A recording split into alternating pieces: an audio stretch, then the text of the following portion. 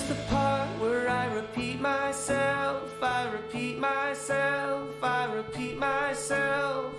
This is the part where I repeat myself, I repeat myself.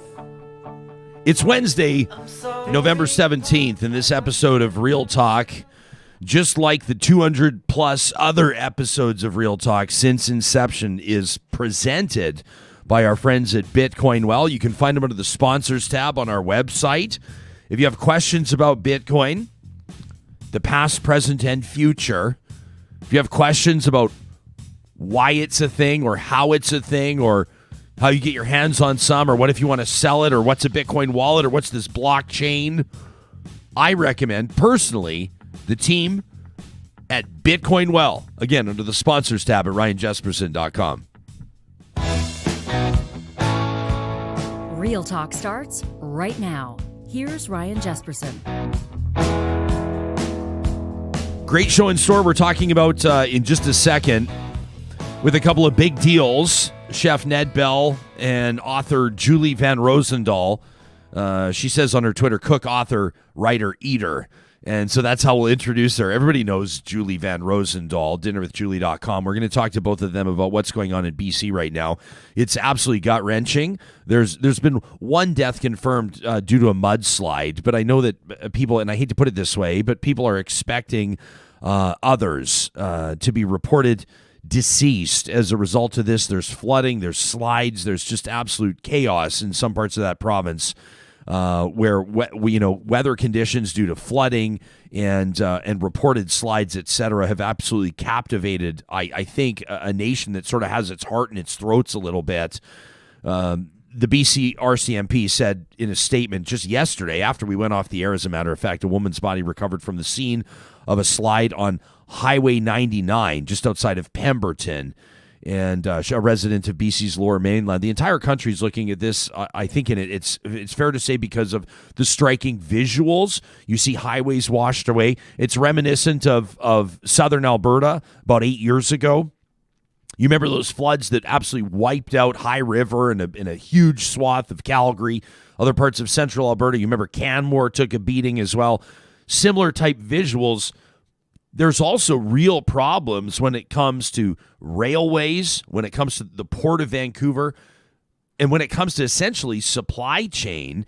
And this is going to have a huge impact on food. It's going to have a huge impact across the country in a number of different ways. And Ned and Julie are going to take us into that. I'm looking forward to that conversation. How interesting as well. Anybody paying attention to Senator Denise Batters? She's booted out of so-called the Conservative family by Aaron O'Toole, the leader, after questioning his leadership. This is kind of an interesting one. There's goings-on with regards to Conservative unity at both a national and then a provincial level. From our home province, from the perspective here in Alberta, it's obvious what's going on here.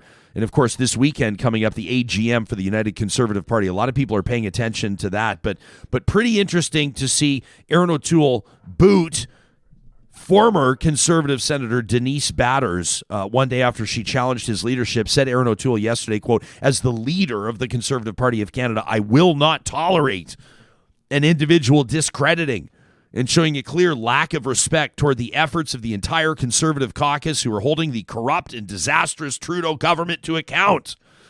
This was a statement released late yesterday from Aaron O'Toole, the leader of Canada's Conservatives. He goes on to say, just 8 weeks ago, Canadians elected Conservatives to hold Justin Trudeau accountable. I'm sorry, I'll tell you why I'm laughing in just a second. To hold Justin Trudeau accountable for his economic mismanagement and fight the cost of living crisis, skyrocketing inflation, and supply chain issues that are crippling business. That is our focus as a team. Batters was appointed to the Senate in 2013 by former Prime Minister Stephen Harper, and she's been kind of a big deal in Conservative circles. She's one of the more right-leaning, one of sort of the more right-wing prominent Conservatives across the country. First of all, What's the giggles about? What's going on, giggles? You know exactly what the giggles are about. What an interesting way to frame losing an election. Just 8 weeks ago, Canadians elected Conservatives to hold Justin Trudeau accountable. If my team loses the hockey game, we did not win the right to how do you frame this in sports? Canadians elected Conservatives to hold Justin Trudeau accountable. What? No, you lost. Some of you got elected. Anyway, that's not the point. It's not the point. And I don't want to make this. So Denise Batters is like taking a run at the leader of the Conservative Party, Aaron O'Toole, and like, get ready, buddy, because you saw it happen with Andrew Scheer, and they're coming for you, right? You lost the election, and Aaron O'Toole did his best to appear prime ministerial, and I get what he's doing. Aaron O'Toole is trying to reach out, I think, to people like me personally, that are going, I have voted Conservative in past. I feel like I'm somewhat wired to consider voting Conservative. And people right now, I'm not even opening the chat line. I'm not even going to look at my Twitter mentions right now, because people are going to be like, all right, nobody is some sort of bad time. Like, nuh-uh. It's not what I'm talking about. I'm talking big picture, ideologically.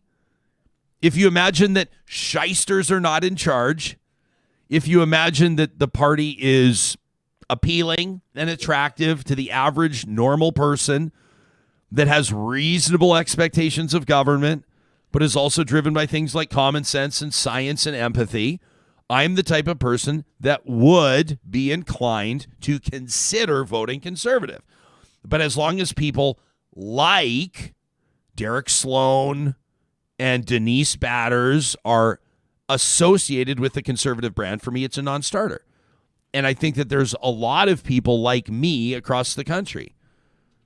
I had a guy approach me. I was out last night, a brand new restaurant opening. It's, as a matter of fact, attached to some partners of ours, and I'm really excited for them. The team behind Prairie Catering is opening a restaurant called May, and it's stunningly beautiful. And a relatively prominent person comes up to me yesterday and says, I want to love your show. And I said, but... He just goes, you're just so hard left. And I said, in what way? And his wife's like pulling on his arm. She's like, come on, honey. And I was like, no, it's cool. It's cool. His wife is more prominent than he is, as a matter of fact. So I think she was like, oh, boy. But it was amicable and it was totally fine. And I love these. I mean, I don't love these conversations, but I love having these conversations. And I was like, in what way? And he goes, just, And I was like, no, I'm good at like smiling but persisting. And I was like, no, I don't know. I was like, I would love to. I didn't put it like that because that's a little bit leading. But I was like, I'd be curious to know where you think I'm hard left. And he goes, well, it's just like, he goes, you're just on Jason Kenney all the time. And his wife's like pulling out his arm again. She's like, come on. And I was like, have you been paying attention to the news cycle? He goes, no, I know it's good for clicks. I know it's good for ratings. And I was like, no, but like, he's the lowest polling premier in Canada, and his own party's calling for his head. And provincial news is national news these days. And so that's part of the reason why it seems like we're talking about him a lot, because it's like a train wreck. And he goes, yeah, but he goes, Rachel Notley is no better. And I go, well, Rachel Notley, first of all, is not the premier. And he goes, yeah, but like, I don't understand why you would support her. And I said, where am I supporting Rachel Notley? He goes, it's implied. I'm like, well, I don't think it's implied. There's sort of these assumptions that are made, but like Jason Kenney, I guess, is sort of to be treated as like this golden goose, or sort of this man that should not be criticized or should not be touched with regards to public commentary.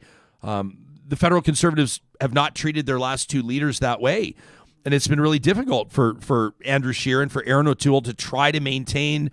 I mean, Stephen Harper was right in pointing out to Canadians that you're never going to win if you have different warring factions of small c conservative parties.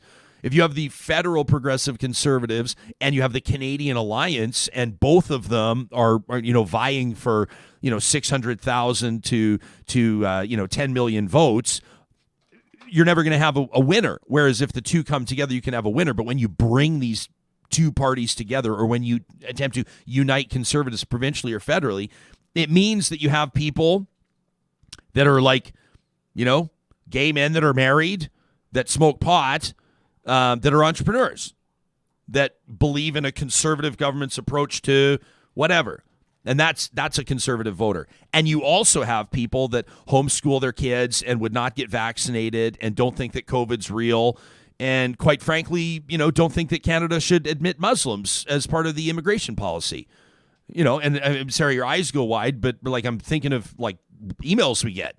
This is like a real thing, right? I mean, you think of how conservatives and conservative parties have had to sort of try to manage this sort of big tent idea.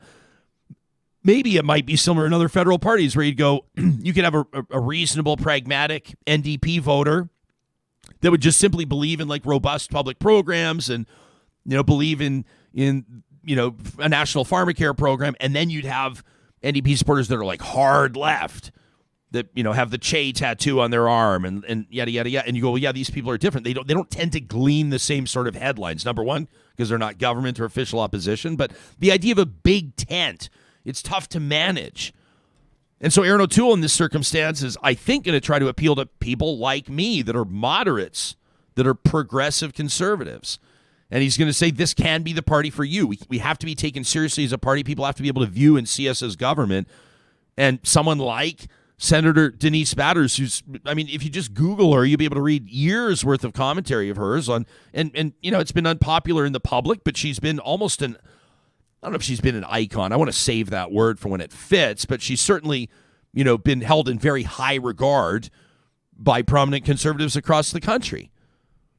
So this is actually a big deal for Aaron O'Toole to kick her out because it's a bit of risky business for him.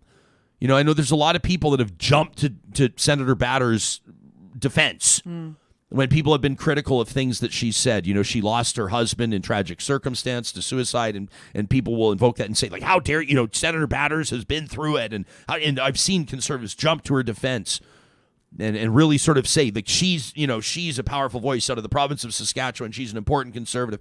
What do they do now? And what sort of as Aaron O'Toole puts his neck out there and takes a bit of a risk in kicking her out, on the flip side, what are you going to do?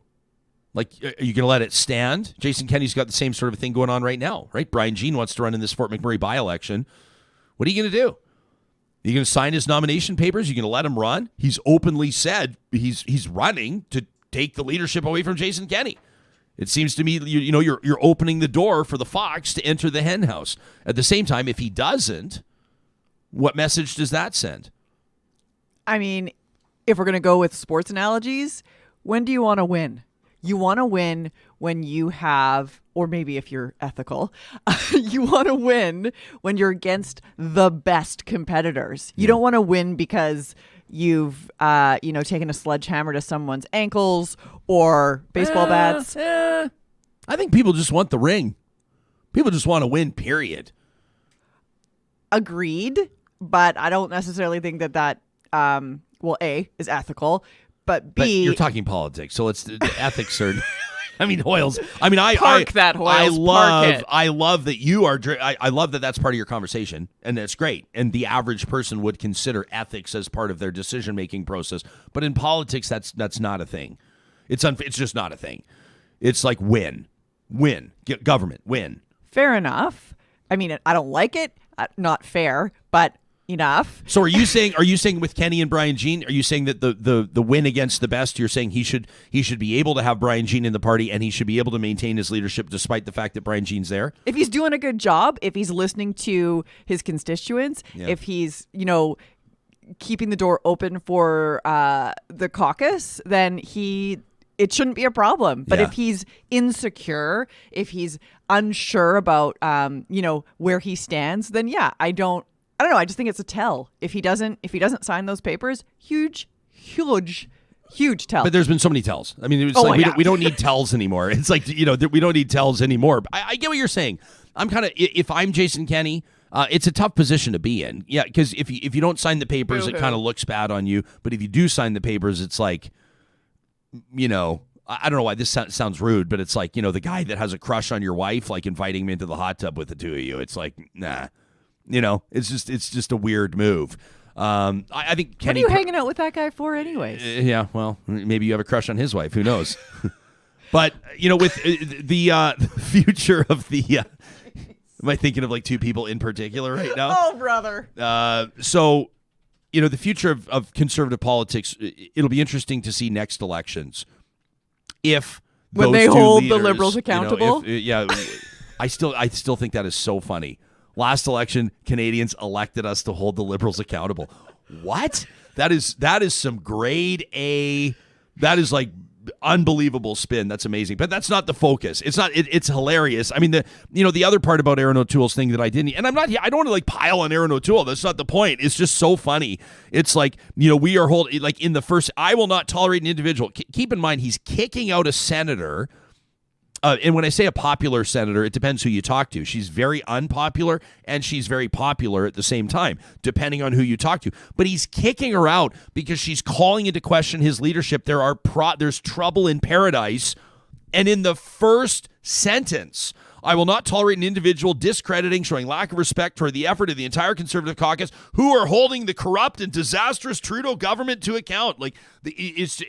No, like the problem is in your backyard. You're talking about a problem in your back. It's amazing spin, right? It's like Jason Kenney yesterday tweeting about trucks again, right? It's a great time in Alberta to own a truck. And he shows this like video, and it's not Jason Kenney tweeting. It's his like immature band of, fools that, these guys that get paid the $250,000 a year, each of them. $250,000 a year these guys are making to go on and like troll Albertans on Twitter. It's actually kind of maddening, except these guys are these sort of like smug pricks that if they knew that they were making you mad, they would love it. They would do it more. Like that's kind of what they're these immature sort of like just little, they're like the kids that were like, in the classroom in the back, like, throwing spitballs into the girl's hair, like these kind of guys, right? Like they're representing the Premier's office, which used to mean something and which will mean something again in Alberta when this group is gone.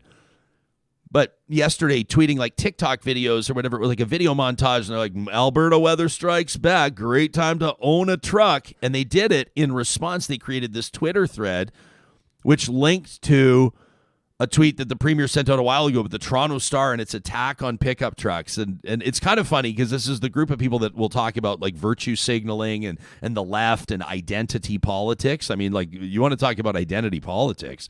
You want to talk about virtue signaling. The Premier yesterday tweeting about trucks, right? While every other Premier and every other political leader in the country is tweeting about other weather-related things, namely British Columbia and what a disaster it is there and how our thoughts are with the people, our fellow Canadians in BC. But why is Jason Kenney doing this? Why is Aaron O'Toole talking about, quote, the corrupt and disastrous Trudeau government? To deflect and to distract, because there's real problems in both of those parties. You can let me know what you think. Talk at RyanJesperson.com. In just a second, Julie Van Rosendaal, great friend of this show. Really looking forward to talking to her. First, I wanted to remind you the team at Kubi Energy is providing solar energy solutions to power your life regardless of where you're at or what you're doing. Maybe you've got some massive warehouse and you're looking for ways to cut down your costs. In the winter, the cost of heating that warehouse is going to be off the charts. You're going, where could we cut back on our utilities? Well, what about on the power side? Yeah, but solar, it's unreliable. In the winter, the days are short. What about battery storage? And how much does it cost anyway? These are the questions the team at Kubi wants to have a chance to answer. Why not swing by their website right now, today, at kubienergy.ca and get your free quote. Our friends at Grand Dog Essentials, I've been wanting to talk to you about their Instagram account. They've got an amazing thing going on right now. So you're going, okay, we've heard of quality raw food. Okay, we get it.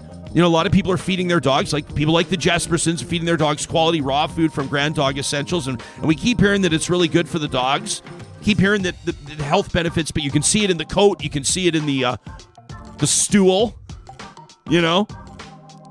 But maybe you're not ready to totally take the plunge on quality raw food. Swing by their Instagram at Grand Dog Essentials. I want to draw your attention in particular to this post, 5 ways to boost your dog's kibble bowl. If you're feeding your dog kibble, you know that there are some fresh food options you can take that can really pay off on the health front, like adding in fruits and veggies or fish oil, probiotics, enzymes, even eggs or organs. You can find the I love this Guts and Glory. You can find the Guts and Glory supplement. More details on their website. So many different options to improve the health of your furry, four-legged family members. You can find them at granddog.ca. The promo code REALTALK gets you 10% off your first-time order. They deliver it right to your door. So they're saying that, this is early, obviously, but this flooding in BC, an absolute nightmare with regards to travel. So many communities affected. People's homes are affected. Farms, completely underwater. We're thinking about the animals. Obviously, what does this mean? We kind of know with a pit in our stomach what it kind of means. Communities are rallying together to try to get cattle out of flooded areas. What about the chicken farms? What about there's a lot to think about. They're estimating at least $1 billion damage done. How about the supply chain? What does this mean about Canada's food supply? We wanted to go to two players on the national food scene that are well respected, certainly. And we're hoping to speak with Chef Ned Bell a little bit later on in the show. But right now, what a pleasure to welcome back to the program the contributing food editor for the Globe and Mail. She's a columnist with the CBC. She writes cookbooks. You know her from her food and recipe blog, dinnerwithjulie.com. Our good friend, Julie Van Rosendaal. Welcome back to Real Talk. You look, most people hear this on the podcast, but can I say you've got an amazing toque. Your sweater game is top notch. You are ready. Yeah. You are all wintered up. Welcome back to the show. Thank you. And I've got my long johns on down below, which you can't see. Okay, good. And my Birks. I'm just really classing it up this morning. Are you going? You have the wool socks and Birkenstocks look? Yes. Yes. I had to check. I had to look and see what socks I was wearing. But that was my entire high school from 1992 to 1995. Literally almost every day, wool socks, Birkenstocks, and a braided leather belt. Yeah, those are You were that guy. I was that guy. What can earrings, Birkenstocks? Yeah, I was very confused on the fashion front. Last time you were here, it feels like ages ago. I was actually doing the show from home. Outside of our studio. I was isolating because we'd had a COVID contact, and you were on to talk to us about that story that you broke, Buttergate. Right. That seems so long ago. Feels like an eternity ago.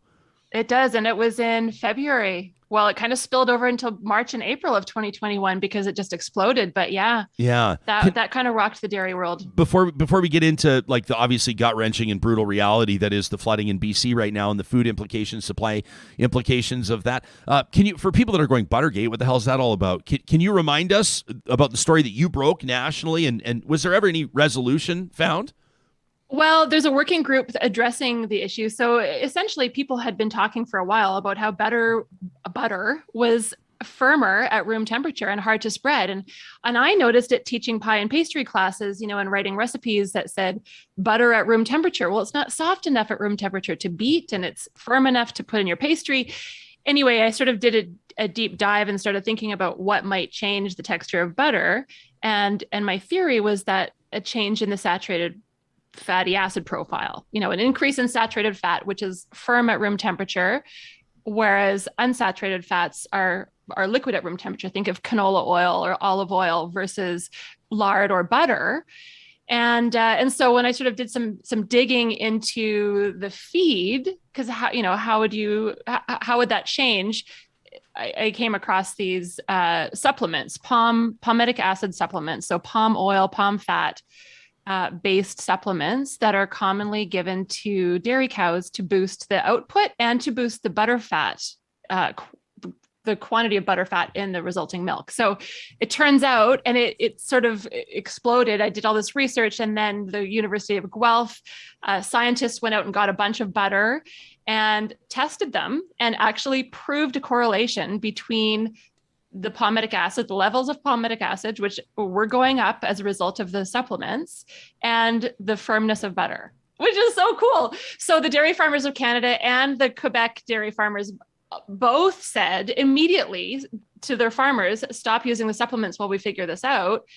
And a working group was put together. And so I've been trying to follow up on the working group and see what is happening, and haven't had a whole lot of answers there, but amazing response that they actually asked farmers across Canada to stop using the supplements. Well, and you, I mean, that's you. And by the way, we have you fonted as you describe yourself. I know it probably looks kind of funny to people, but like in TV terms. So your font, it's like Julie Van Rosendaal. We just have you as cook, author, writer, eater, because that's how you describe yourself on your Twitter. But what I loved about what you were doing, Julie, is, I mean, yeah, people trust you with recipes, and but then you've got your food column, so you provide this insight into not just the beauty of food and the social elements of food and some of your favorite stories around food, but also this was you going investigative journalist, which is also a really neat element to it. You don't always see that by people that have a voice in food, but what it reminded me, or I think what it reiterated to probably hundreds of thousands of people across Canada that were reading your work, is that maybe,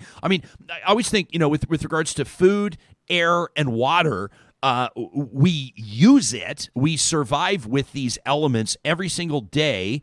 But on talk shows, as an example, do we talk enough about food, air, and water? And maybe not. And I love that you sort of took that angle on it, because, I mean, it was actually, it's kind of a big deal, right? It's a bigger picture thing about what's going into our food, who are the players, who's holding them accountable, when do we notice interruptions, how do we pursue it, how do we seek or find our knowledge, etc. There's so much behind how we decide to spend our food dollars, what we eat, how we prepare it, how we consume it.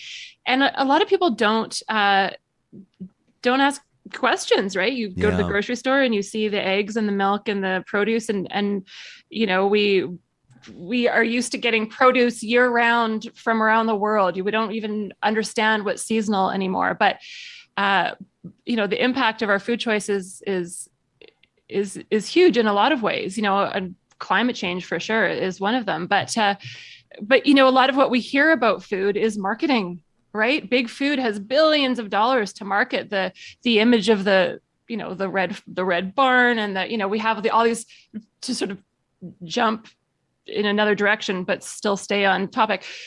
We have all these plant butters out now that are primarily palm fats, right? But they're on the front of the package. There's the barn, there's the rolling canola field. So what we see, is manufactured often by the PR departments and the marketing companies that sort of create this narrative that we want to believe, right? We want to believe in that all our food comes from these small farms. Oh, sure. And agriculture has changed enormously, obviously.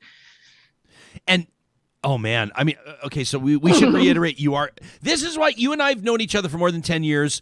I don't know how many interviews how many times we've hung out. Some of my favorite mornings have been like 6, 8, you roll in at like 5:30 to a TV studio. Yeah. And you always, it's probably not the first time you've worn a toque that we've hung out.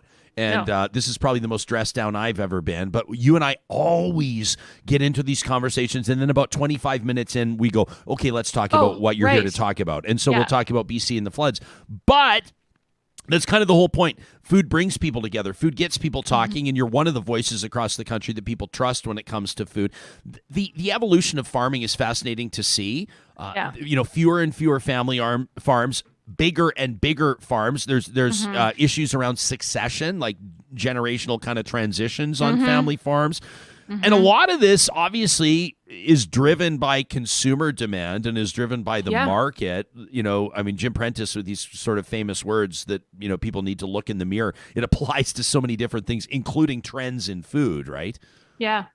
Well, and how we eat has changed enormously throughout the pandemic, right? I mean, we saw all these surpluses, all these surplus potatoes as the restaurants closed. We had, all the industries were impacted by the closure of restaurants, institutions, school cafeterias, all those places. So there was shortages of packaging, for example, because people were buying, maybe as much dairy, but in smaller packages because they were buying it at the grocery store. Everyone was cooking for themselves rather than going out to eat. I mean, we've cooked more this past year and a half than we ever have in our lives. People are paying attention to food waste, learning how to use what they have because people are worried about finances. People are not able to go to the grocery store as easily as they were, or, last year it was trickier, but yeah, I mean, our food systems have really been shaken up, and how we approach food and how we pay attention to feeding ourselves and feeding each other and ensuring our neighbors are fed and, food waste, all these big issues that relate to food. Before the pandemic, a third of Canadians followed some sort of dietary regime, whether it was vegetarianism, veganism, whole food, whatever, paleo, all these plans. There are all these ways of sort of structuring how you eat. Sorry, I'm hitting my microphone because I talk with my hands. And I imagine that has changed too, because that, we haven't had, a lot of us don't have the luxury to be as rigid with our food choices. And, and we're cooking more to comfort ourselves and comfort each other. And anyway, we were talking about this. I need to. No, you don't need to. You don't need to get focused, or you don't need to stop talking. You don't need to do anything. Oh, good. We're hanging out. We're having coffee. That's what we do. Yay. There's several hundred people hanging out with us right now, and several thousand will hang out later and listen to this. And we love having you here. Joanne chimes in. I want to do it because she uses a lot of exclamation marks. So I want to do it justice. Her comment. She goes, "Me too." She goes, "Hi, Julie." And then she goes, I love Julie. She goes, I love Julie's recipes. She's a brilliant writer. And then you have to bring me up to speed on what Joanne's talking about here. I don't know. Uh-oh. She says Buttergate and the beaver tail debacle were awesome. What's she talking about? Everybody knows beaver tails, the Canadian sort of the institution that is this dessert. Oh my gosh. Or is it a dessert? Yeah, I guess it's a dessert. It's a treat. It's fried dough. It's a fried dough. It's fried snack. dough with baking sugar on top, right? With cinnamon sugar. So cinnamon sugar. Baking or icing sugar is not a thing. Icing sugar. Sorry. Baking sugar. What is baking sugar? Please don't question me on the specifics. So this was probably 2018, maybe. Okay. Anyway, so I made beaver tails and I posted a recipe on my website and said, it's trademarked by this company in Quebec, I believe. They've been around for a long time, but they own the name beaver tail. Anyway, I got a cease and desist letter from the company saying you can't use the word beaver tails. And I was like, okay. So I changed it to, I can't remember what I changed it to. Beaver donuts or something. I kind of went on my website and changed it quickly. I got another letter. Said, this is confusing. You cannot use beaver donuts. Anyway, I can't remember all the specifics, but I got another cease and desist letter. So then I got sort of annoyed and I changed it to, semi-aquatic rodent posterior donuts. And I tweeted is that okay? Can I use that? And it just, for some reason, it exploded. And I was on the national, the CBC national. It was one of those probably stories. pretty good for your business. I guess. So then it exploded and people were like, how dare you tell us we can't use the word donuts and we can't use the word beaver. We can't, we're Canadian. And, the whole cease and desist thing is fascinating. I've talked. A buddy of mine has an independent burger joint, and he had a burger that was too close to the fillet of fish, basically. Oh, and McDonald's came after him, and it was amazing. I said, "How was this for your business?" He goes, "The exposure was incredible." Yeah. Another buddy of mine, they have this Rig Hand Distillery. Jeff Stewart is his name. They do this double coffee creamer, and I said to him, "I go, Tim Hortons is going to sue you." And he goes, I hope Tim Hortons sues me. He goes, that would be absolutely incredible if Tim Hortons would sue me. The cease and desist is kind of an interesting lever for these to pull, right? So anyway, but some random guy on our live chat, that's actually the handle that he uses, says, I started giving baking a try post Buttergate. And I was wondering why I couldn't cream anything properly until Julie's story broke. Imagine if Julie didn't start this whole thing. We'd still be eating hard butter, wondering why we're not capable of baking. So you're changing lives here, Julie. Let's get to, this is always it sucks to talk about this stuff because as we think about right now, we're not evaluating something that did happen. We're evaluating or talking about something that is happening. Currently, as we speak, people, I want to say across the province of British Columbia, but in particular in the Fraser Valley and into Greater Vancouver, are, as we speak, trying to save the lives of animals. I'm just trying to save human lives as well. Flooding is destroying entire, people's residences, is destroying communities. Entire farms are underwater and demolished. It's hard. I think at this stage, people are saying there's at least $1 billion damage that's already been done. I think that number is going to grow exponentially, to say the least. You're in the business of food, and this is Yes. your passion. So, I mean, how are you? I mean, I know how you're viewing this story because you've been open about it on your social media, but how are you wrapping your mind around some of these images and the story that you're seeing? It's horrific, as you say. And I just got back from Tofino 2 days before all this happened, and so I've been hearing from friends on the island about highways. The Kennedy Lake is washed out, and I mean all throughout the interior. I mean, I've been driving through the BC interior for my whole life, pretty much, and it's horrific to see. It's horrible that at least one life has been lost. And that they suspect more will be discovered, as you mentioned earlier. And living in Calgary, we had the floods in 2013. I mean, I'm in Ramsey, which is in downtown Calgary, right behind the Stampede, the only area in this sort of close to the river that was not evacuated because we were behind Scotsman's Hill, which is essentially a giant berm. So anyway, having seen that and just watching the footage is horrific. I mean, the Fraser Valley is this most significant region in BC in terms of food production, right? And so knowing, there's my tweet. Yeah, it's knowing how much food is produced there for BC, for the rest of Canada. Not only the farms being impacted, and they produce beef, pork, chicken, dairy, produce all through the interior.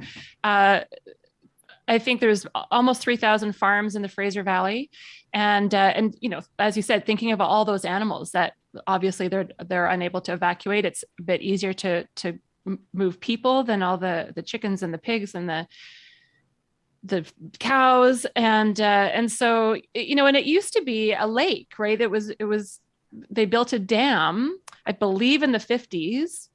But don't quote me on that, although I know it's officially on record. But so they're worried now. The pumps, they were reporting this morning that the pumps are sort of working at full tilt, and if any of them fail, the area is going to return to its status as a lake. So it could get worse. But besides that, there's the rail disruptions, right? The railway is closed. The roads, and our supply chain has already been hugely impacted. Not only because we're ordering everything online. There are shortages of drivers. There are shortages of dock workers. The Port of Vancouver is the fourth largest in North America, and we've got grain, feed crops, specialty crops in terms of food. 35 million tons came through the Port of Vancouver in 2020. And I was just reading before we went on that in mid-2021, the Port of Vancouver posted that they had record grain volumes through the first half of the year, and of course in the prairies we saw huge droughts through this summer. So our wheat crops, our canola crops have already been hugely impacted, lowest crops since 2012, perhaps even longer. And so we're seeing, increases in prices of wheat, of canola, all grains except corn, which is mostly grown out in Ontario.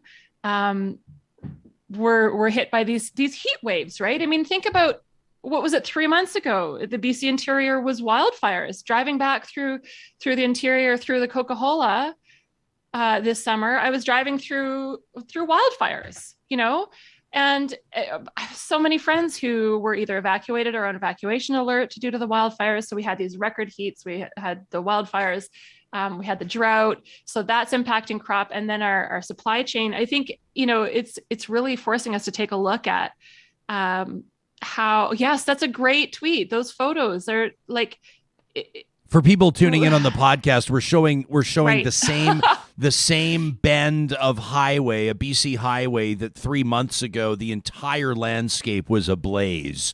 Yeah. And the exact same turn on that highway now is covered with mudslide, with rock slide. It's close. It's one of the, I mean, it's as I'm listening to you, and I know this is not meant to be an insult, but like when you're like, wait, what are you about to say?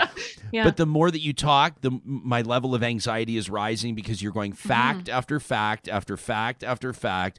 You're going like, this is impacting canola, this is impacting wheat, this is going to impact produce, this is going to impact dairy, impact imports, impact exports, impact transportation of goods. Like it's it's to a point now, and I guess maybe some people might not, like, just human beings, and this is not an indictment of the entire human race, but we don't really take issues seriously until they become relevant to us. Right? Yes. Like, look at COVID-19, look at the pandemic, like when it was like out of Wuhan and there were like some reports of like Asia being impacted, and people are kind of like, I mean, it was like popping up in some news stories, and then it touched down in Canada, and there were a couple, travel related cases and then people kind of started taking it seriously. That's just how we operate as humans, right? If there's a massive house fire across town, it's not as much of a concern for obvious reasons as if it's next door to your house. And now you kind of wonder, and this is your wheelhouse, what do grocery prices look like 3 months or 6 months from now? What does supply look like? What does the industry look like? What do potential bailout packages look like for agricultural producers? What are the implications of the health of people's businesses, right? I mean, there's restaurants, I mean, et cetera, et cetera, et cetera. Yeah. So many implications, in restaurants, the hospitality industry employs a quarter of our young people, or did before the pandemic. And like the trickle down effect is huge. And we're, ignorance is bliss in a lot of ways. We see the beautiful produce, at the farmer's market or the grocery store, and we don't really think about the process that it took to get there. And produce even has been impacted in BC with a shortage of people to harvest everything, all the crops. So there's been such a huge impact. And, you mentioned when you see it in your own backyard, when it affects us, then, people start to pay attention. I've been seeing so much footage from Vernon, Kelowna, Kamloops, of empty grocery store shelves, right? As people are already worried that this is going to impact them at home and trying to stock up. And I'm sure a lot of people are overbuying, which we saw a lot of early in the pandemic. But yeah, we take so much for granted. That whatever we need, whatever we want is going to be there, and don't sort of think of, the process from the farmers, from the people who harvest the food, the people who package it, the people who ship it, and I was just talking to my sister, who is a chocolatier in Calgary, and she, we're also seeing paper shortages. So, magazines are affected, and books are delayed, and packaging is delayed. And then, so my sister is saying, well, if we can't get these ingredients, we can't change the formula because it has to be on the packaging. We can't get all the packaging reprinted, right? Like these things that we just don't think of on a consumer level, that are huge and that are impacting the food industry in so many ways. It's interesting to see people chiming in the live chat as we're talking. If you're just tuning in on the Mixlr live audio streaming app, we're talking to Julie Van Rosendaal. Jill says, I can't believe this is happening, but I can believe it. We were warned. And she says, this is just the beginning. People are pointing out the price of groceries, right? Like Deborah says, a head of romaine lettuce is $5 right now. Fatima says, I truly hope that instead of panic buying, because there are reports, some people here letting us know that, they've been at certain grocery stores or outlets where, shelves are being cleared in Kelowna and Kamloops and other BC communities. Fatima says, instead of panic buying, I hope that, we can make a push for everybody to make a $10 donation to a food bank. So many families will be negatively affected by this. The cost of food is it deserves and demands, quite frankly, Julie, so much more of our focus. We're talking about affordable childcare.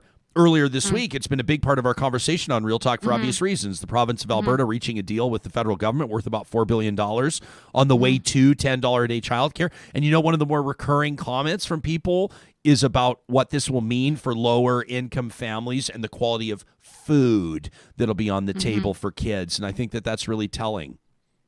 Absolutely. And I think one thing that the pandemic has taught us is how important it is for us to pay attention to the people around us and take care of each other, in sort of a very grassroots, hands-on way, right? And I know a lot of the agencies are receiving a lot of relief funds from the government level, from all levels. But the distribution, getting it out there, reaching people is a different thing, which isn't to say that people shouldn't support organizations. Obviously they should, but paying attention to the kids in your kids' class at school, those small things, right? Can I drop off an extra bag of oranges with my kids' lunch for the school? Like just these little, how can I help the people in my community directly with fewest steps in between? And, not everyone can afford to write a big check. Not everyone can afford $10. I'm hoping that, those who can are sharing what they have, but those little daily things really make such a big difference. And I think it's just important to have conversations like this. Like this kind of has the vibe of you and I having coffee, even though we're talking about something that's gut-wrenching.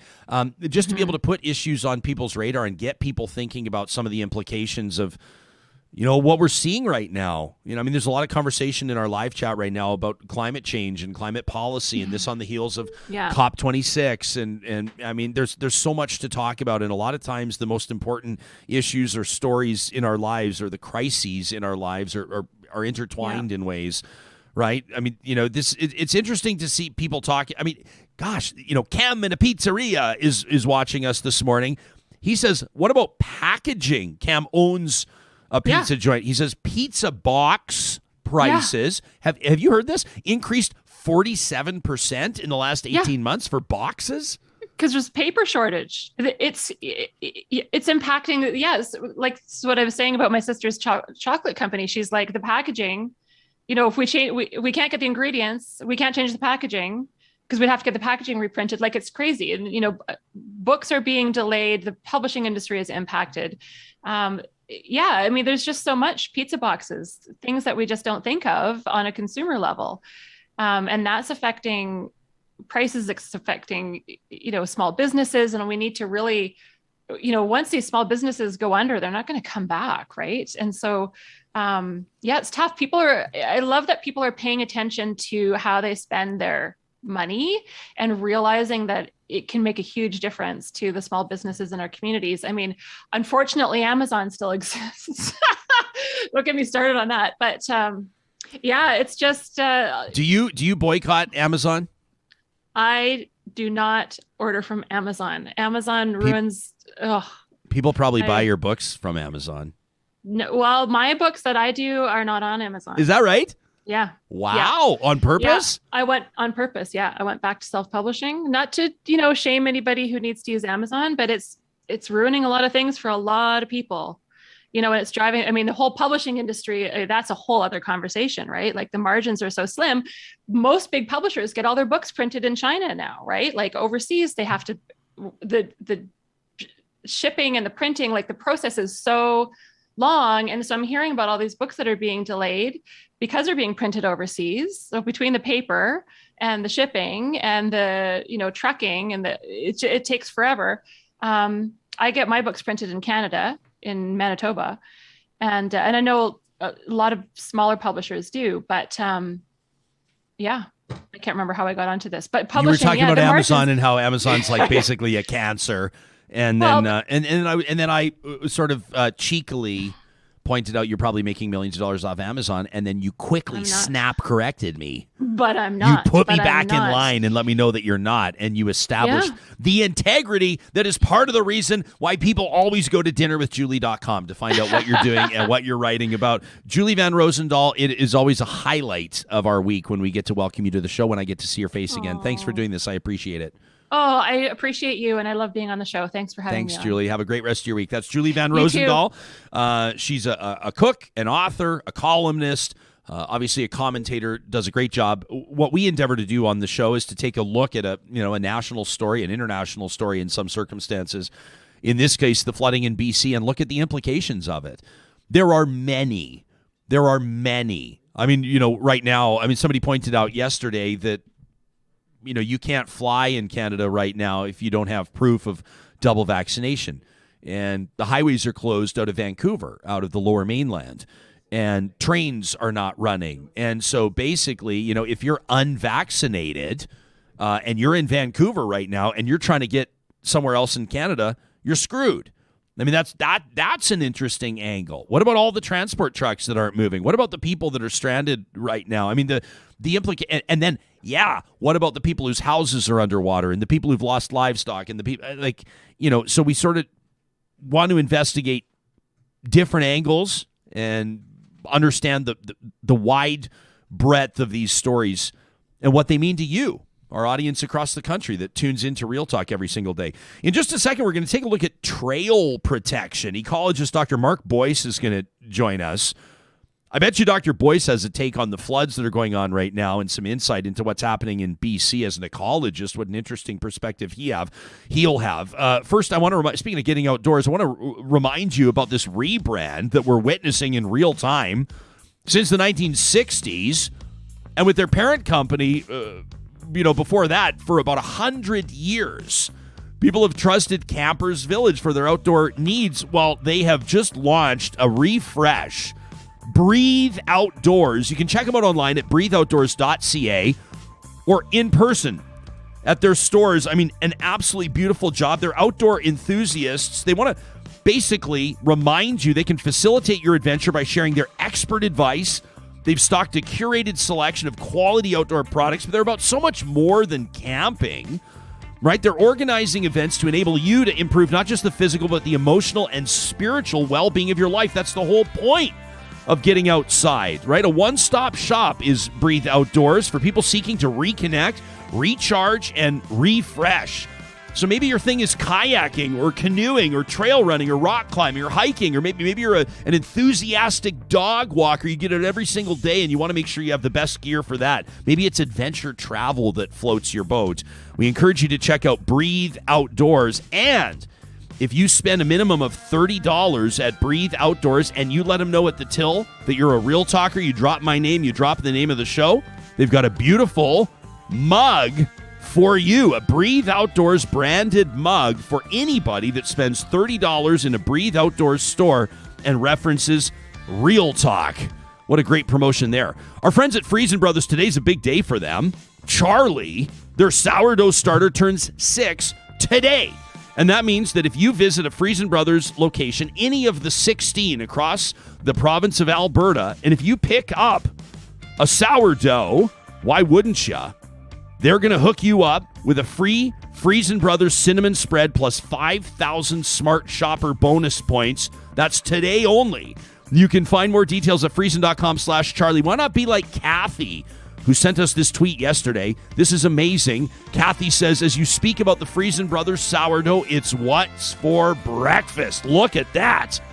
Sam, do you think that's avocado toast, I'm guessing, with like some chia seed or something on that? That looks like about the healthiest breakfast you could have. Oh, it looks delicious. It looked absolutely delicious. Stunning work by Kathy. Nicely done on the Friesen Brothers sourdough. It's what's for breakfast or lunch or dinner or midnight snack. It's the best sourdough you're going to try, I'll guarantee you that, at Friesen Brothers, Alberta grown and Alberta owned.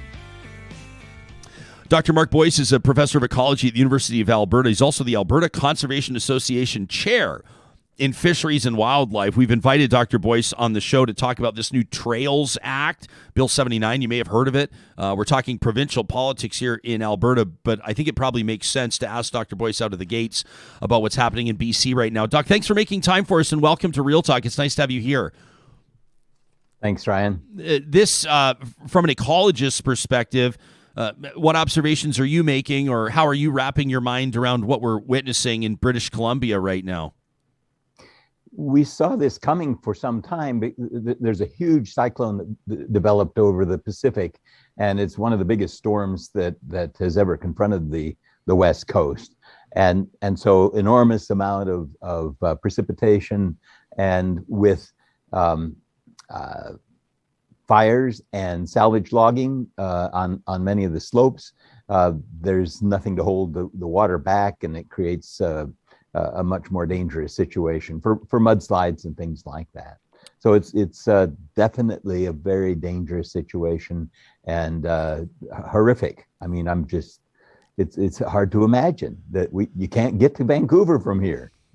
Yeah, I mean, and there's people that are there that can't get out, and then you look at some of this damage. I remember, Alberta coming up on a decade ago, you looked at some of those highways. This isn't the type of highway repair that happens overnight. This is going to be a problem for a while. They're not even at the cleanup phase yet, let alone the reconstruction phase. I wanted to ask you, I'm glad you brought up forestry and logging, because I've seen some people leaving comments about it. I've seen some chatter online about it. We've been talking a lot about logging in BC in a different context, about blockades in places like Fairy Creek and some of the old growth stuff. But do you think there's a direct line to be drawn with regards to some of the damage we're seeing right now and the impact of logging? You can draw a straight line there? A straight line isn't possible, maybe possible, but it's certainly true that removing vegetation from the hillsides associated with the fires that we had, for example, creates a situation where the precipitation saturates the soil and creates a much greater runoff potential, as well as loosening the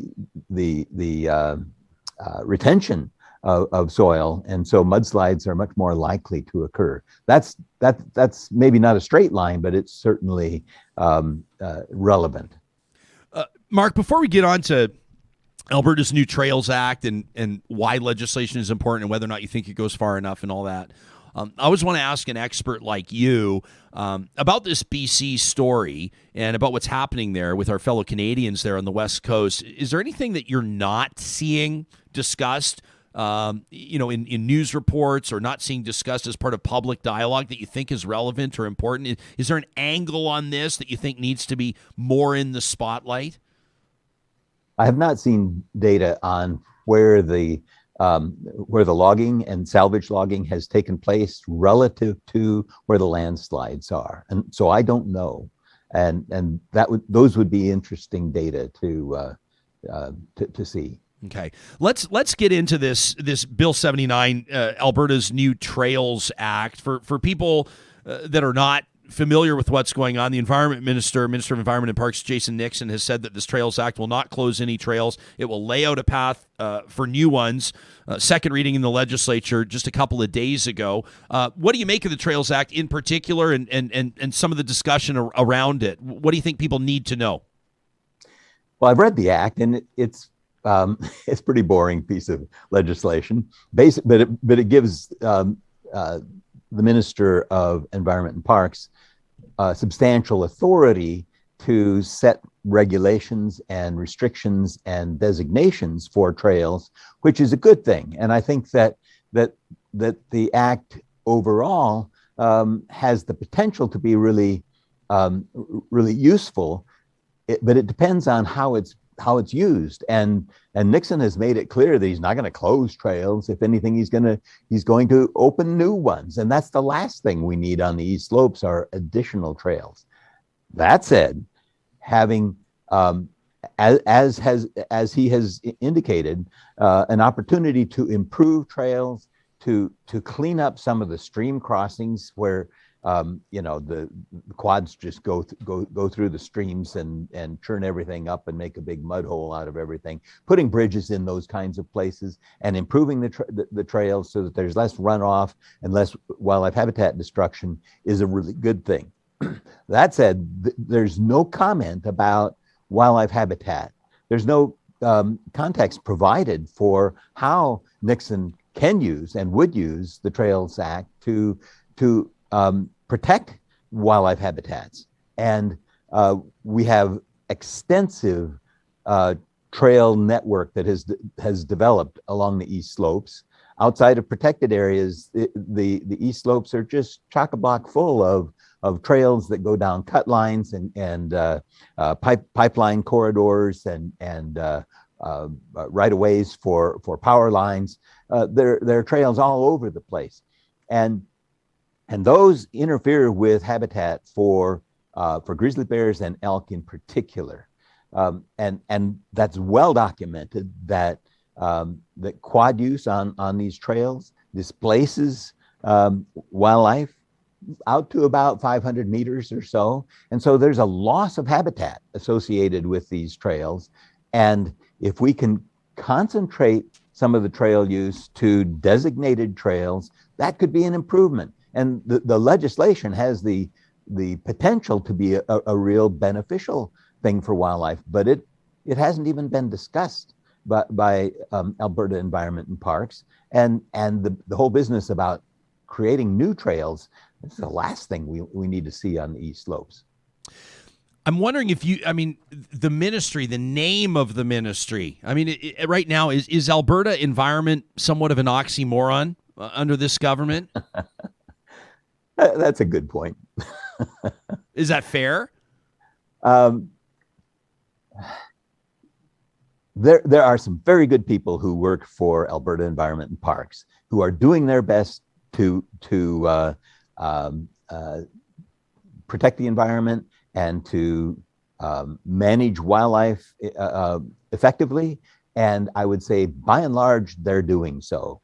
But there are a number of issues like trails and parks and protected areas that have not done well under the current UCP government. And so at the time that UCP government came in, there was a very strong movement to protect some of the Bighorn area west of Nordegg, along the Front Range, and with some wildland parks where hunting is allowed, trapping is allowed, but to manage those areas more carefully and to protect wildlife habitat. There was a long list of former wildlife biologists, former employees of what used to be sustainable resource development, and before that environmental protection, and it's had several names since I've moved to Alberta, but former employees, wildlife biologists who signed a letter saying how important this Bighorn protected zone was going to be for wildlife. But the first thing that Nixon did was to get rid of the whole thing. So Nixon recreates in that area. He's a quad user, and there's a strong local sentiment against parks because their sense is that it's going to take the areas out of production. It's going to create protected zones where they can't recreate, they can't do what they're used to doing. And I think to some degree that's incorrect. But in some cases, it's important that we have protected areas and that we restrict access. Access management is the most important thing we can do for grizzly bear habitat management. Ted Morton, when he was Minister of Sustainable Resource Development, followed the guidelines from the Grizzly Bear Management Plan to have a core area with no more than 0.6 kilometers of road per square kilometer, and then a buffer zone around that. But there's no talk about protecting wildlife habitat by the current government. Yet again, the East Slopes are where we're seeing much more development than in other wildlife habitat areas. Same, for people's reference, same neck of the woods where, we talked a lot about coal exploration. That story blew up. By the way, we're going to have Craig Snodgrass, Corb Lund are going to be joining us on the show again in days to come. We've got them booked to sort of circle back on that coal story. Dr. Boyce, you did an interview with the Canadian Press that I read, and they note in there, they were like, Dr. Mark Boyce, who uses an off-road vehicle himself. And I thought that was an interesting note to make. I also am an off-road enthusiast, and I welcome these types of conversations because I think that the entire community, those that drive ATVs and Jeeps and side-by-sides, I don't know if I want to say they get a bad rap because I think some of it is certainly earned criticism. But I think it's also important for people to be able to find a balance, and it's in the same ways that hunters will talk about sustainability with wildlife population because they care. The majority of them do.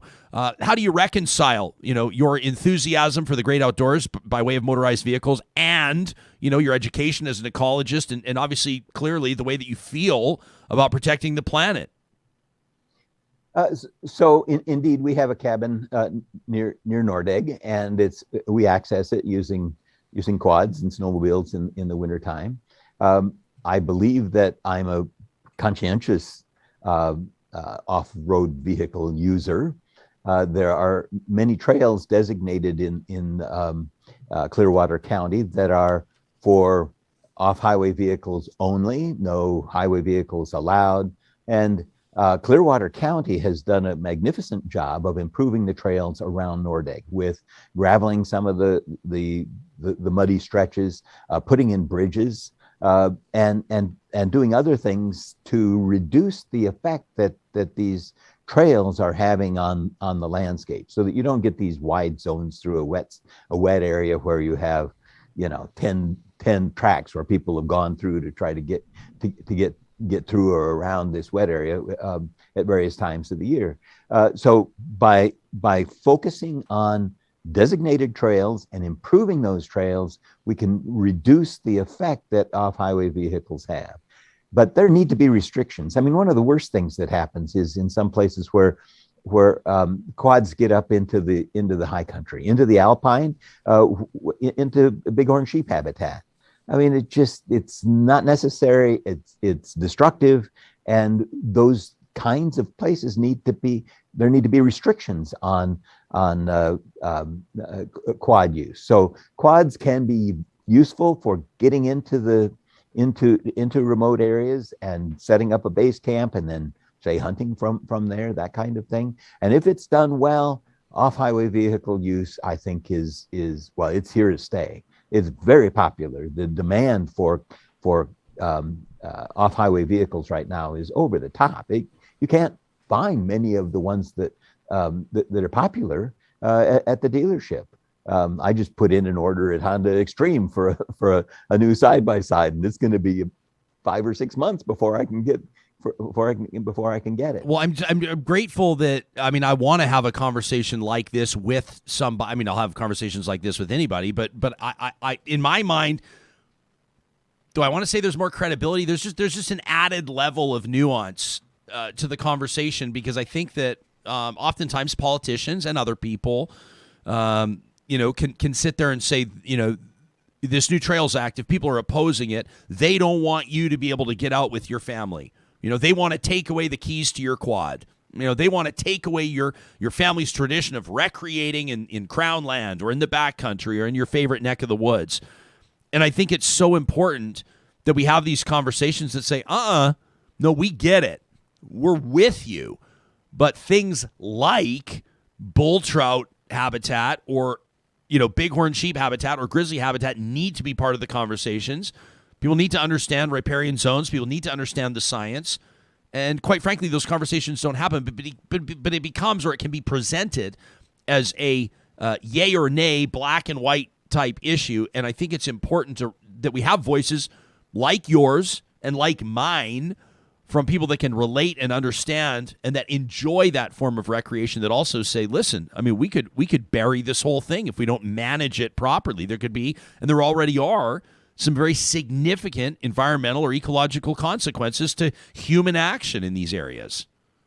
Nixon could have done such a better job of rolling this out, because the way that the Trails Act is worded, it gives him the authority to manage habitats, to manage the trail network in a way that could be very positive.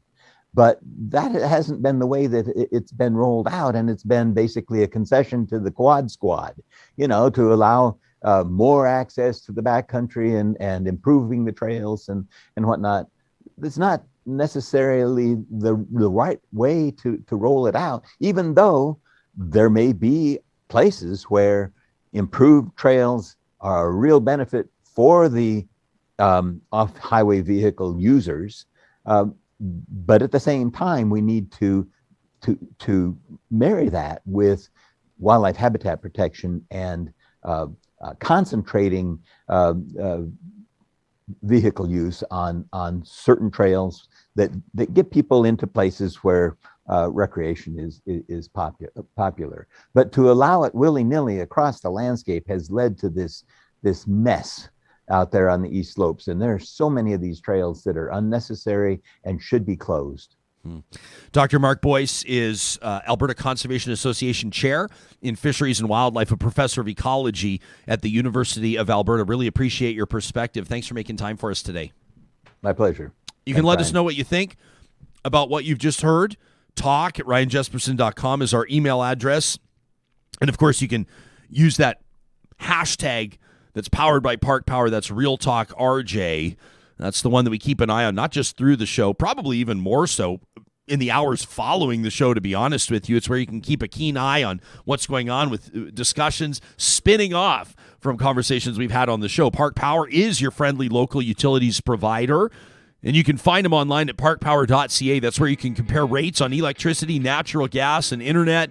You can contact them. They make switching over really easy. You don't have to be stuck on hold for, I was going to say 45 minutes. That's actually not too bad. I saw Andrew Ferentz, former Oilers captain, yesterday. He was on the phone with an airline.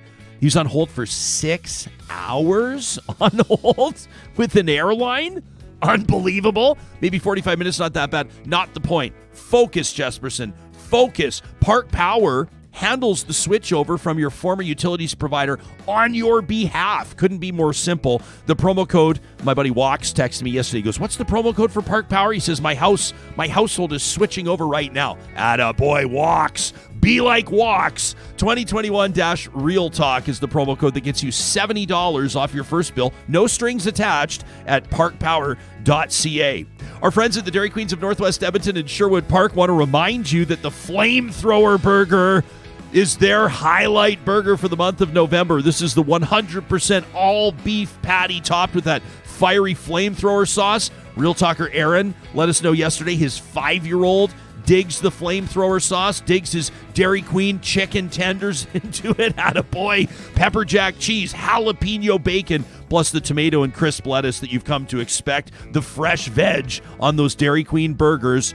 Why not pair it up with a sea salt toffee fudge blizzard? Sounds unbelievable. We'll call that the Jespo Special, the Real Talk Special for the month of November at the Dairy Queens of Palisades, Nemeo, Newcastle, Westmount, and Baseline Road.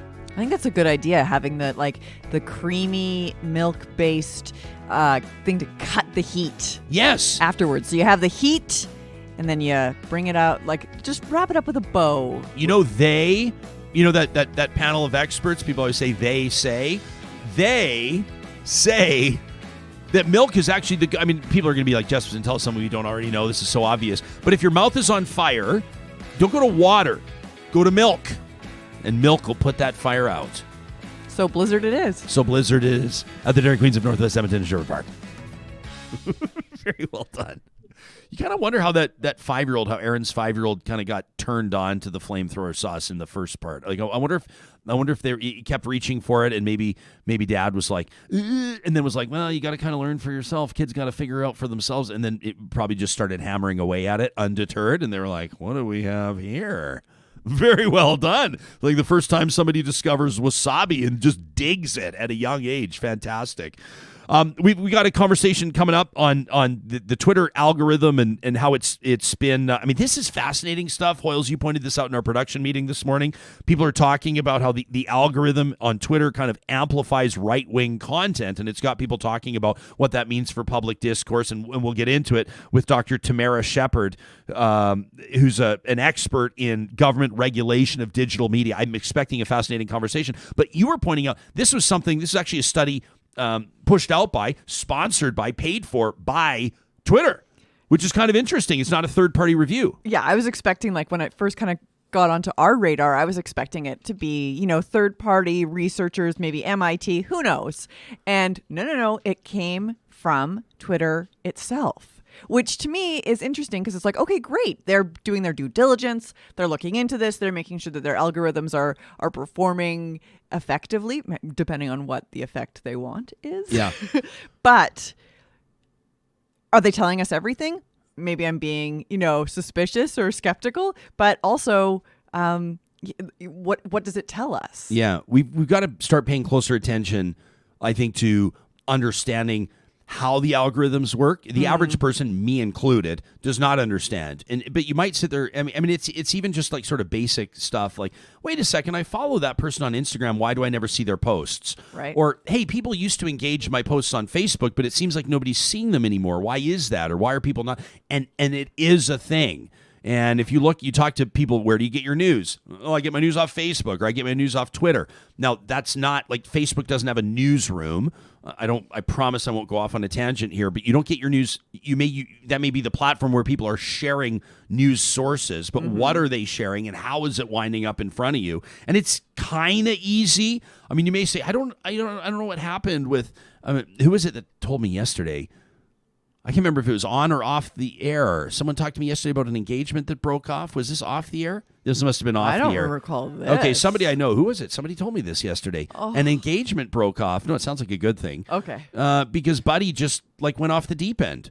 Sort of the anti-vax, the tinfoil hat, kind of the QAnon, the really off, and I always, when I say words like wackadoodle, it makes it sound like I'm trying to be funny. I'm not. It's deadly serious. I mean, January 6th was no joke. But, relationships are affected. People's lives are affected. And then you kind of go, how would this person that was relatively, I don't want to say normal, but like balanced, or like I knew him growing up, or he didn't seem to be that outrageous. And then all of a sudden now he believes in Pizzagate and this pedophile ring and the cabal and you kind of go, how do people wind up there? And it's probably sort of, that idea of death by 1,000 cuts. It's not like all of a sudden somebody wakes up and goes, I'm going to believe all this stuff that is so unbelievable. But you start to just, your sources of information, your context, the voices that you're hearing, not just in your head, but, the platforms you pay attention to sort of start to, become in a way like almost curated, where totally curated, where the information that is far from mainstream starts to appear as legit and mainstream and believable and credible. And I've talked about this. I banged this drum a million times on the show, talking about digital literacy and common sense. And, we talk about financial literacy and how that needs to be taught in schools, and it's just not. And so anyway, fascinating conversation coming up with Dr. Tamara Shepherd. I'm expecting about 10 minutes from now. I wanted to leave some time to get some of the emails. People send us. Joan yesterday was in touch. She says, Ryan, and this was on the heels of our conversation about this childcare deal. And Joan says, I'm so thrilled that parents with young kids will finally have access to quality, affordable childcare. Alberta, off the top of my head, were we the 10th jurisdiction? I think it was 9 provinces and territories before Alberta. Alberta and Ontario kind of holding out for the deals that they want. Alberta reaches this deal, as you know, announced just a couple of days ago. If you missed it, you can see our coverage by way of our YouTube channel or, of course, our podcast archive. Joan says, I can tell you what having to pay $1,200 a month for childcare meant for me and my partner 20 years ago. 20 years ago, $1,200 a month. She says we both had good jobs. For context, I went and saw my buddy Wayne at Kingsgate Automotive yesterday. He's turning some wrenches for us, getting our vehicles on the road. And Wayne had his beautiful 1995 pickup. It's still in relative, I don't want to say mint condition, but he's kept it in really nice condition. And I was admiring it because that was my vintage, Sam, in high school. I always wanted the 95 Chevy Z71. That was like the pickup I wanted. And Wayne's telling me he's had it since basically it was new. One owner before him, just briefly, and he goes, I still have the documents. You know how much that truck was? A nicely, not fully loaded, but a nicely packaged 4x4 half-ton in 1995. Would you have a guess, approximately? I'm going to say 10,000. Oh, no, not quite 10, but 36,000 in 1995 for a nice 4x4. Yes, okay, yeah. Right? I'm thinking, it's a nice 4x4. It's specced out, yes. Yeah. So I was way You were thinking more that. like 1960s. Yes. But still, not the point. For context, those pickups these days, 75 grand, easy. Yeah. Easy 75 grand, right? So when Joan says she's paying 20 years ago when trucks were 35 grand instead of 75, they're paying $1,200 a month. That's a lot. $1,200 a month is a lot now. She says we both had good jobs, but it didn't make sense for me to work full time when over half of my income, went to childcare. My husband had been with his company much longer than mine, so in order to maintain his pension, his benefits, we decided that I should move to part-time, which thankfully was an option for me. How many women could tell this story, right? She says working part-time didn't bring enough income for us, so I did contract work on the weekends and the evenings, and some of the work was awful and it was low pay. But it meant that my husband was with our kids while I earned a few extra bucks. And it worked for us, but it meant that I was working all the time, she says, in all caps, all the time. She says it also meant that we didn't have a lot of family time. You know, when he's working, she's at home busting her ass. When she's working, busting her ass more, he's at home. She says there were financial ramifications for us. I was only working part-time at my professional job, so I didn't contribute as much to my pension, which now 25 years later has made a big difference. We had many, many struggles finding quality childcare, but there were times when I felt sick with worry for my kids, says Joan. We were constantly checking on them, sneaking out of work to see them, to make sure they were okay. And there were a lot of childcare providers for my kids, and one in particular was horrible and only lasted a few weeks, and the stress that we felt was unbearable. Joan says, I remember calling our MLA, our elected representative, about the need for affordable childcare, and Joan says, my MLA told me verbatim, when my kids were little, my wife stayed home. Joan says, what an asshole. As if staying home was an option for us peons. What a difference affordable childcare would have made in our lives. Maybe more savings for emergencies, maybe more family time, for sure, less stress, and a far better quality of life. Joan says, if I'm honest, I didn't think Alberta's Premier, Jason Kenney, would agree to this deal. I thought that his ideology, I thought his hatred for the Prime Minister, for Justin Trudeau, would get in the way of doing the right thing for Alberta families. And I'm thrilled that he managed to put his big boy pants on and get the deal done. It'll be life-changing for women, for poverty reduction, for children, and for the economy. Thanks for bringing more attention to this vitally important issue.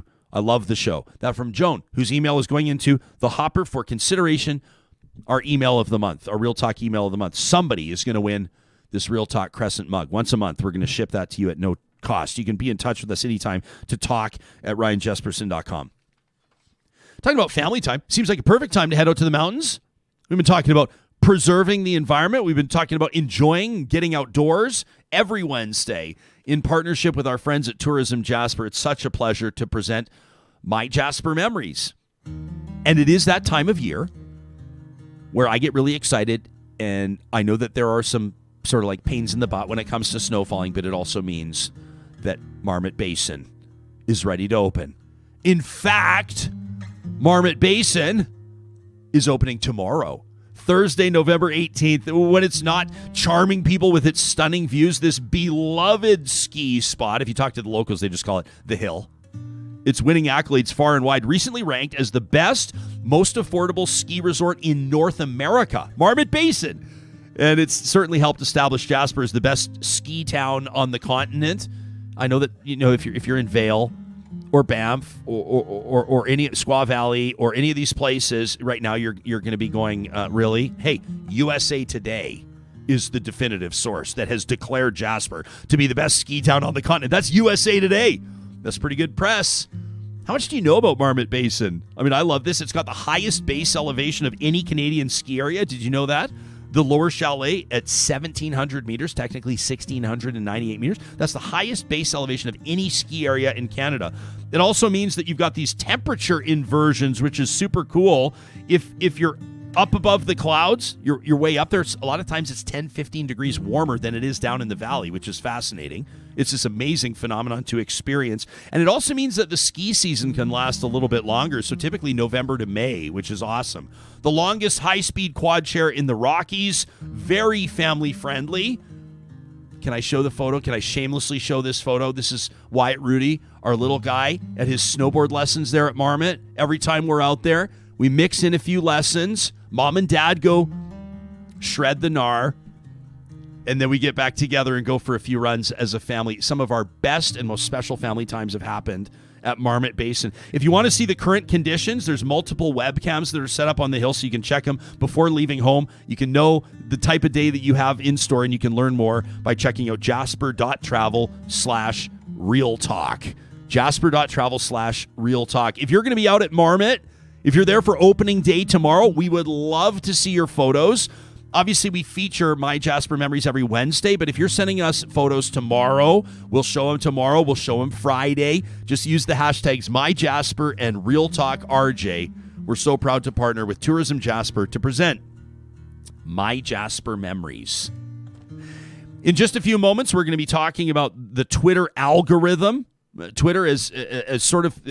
Is it fair to call it Hoyles? I don't want to sort of get all sensational and inaccurate about this, but essentially the implications of this is that Twitter essentially has been kind of a right-wing amplifier.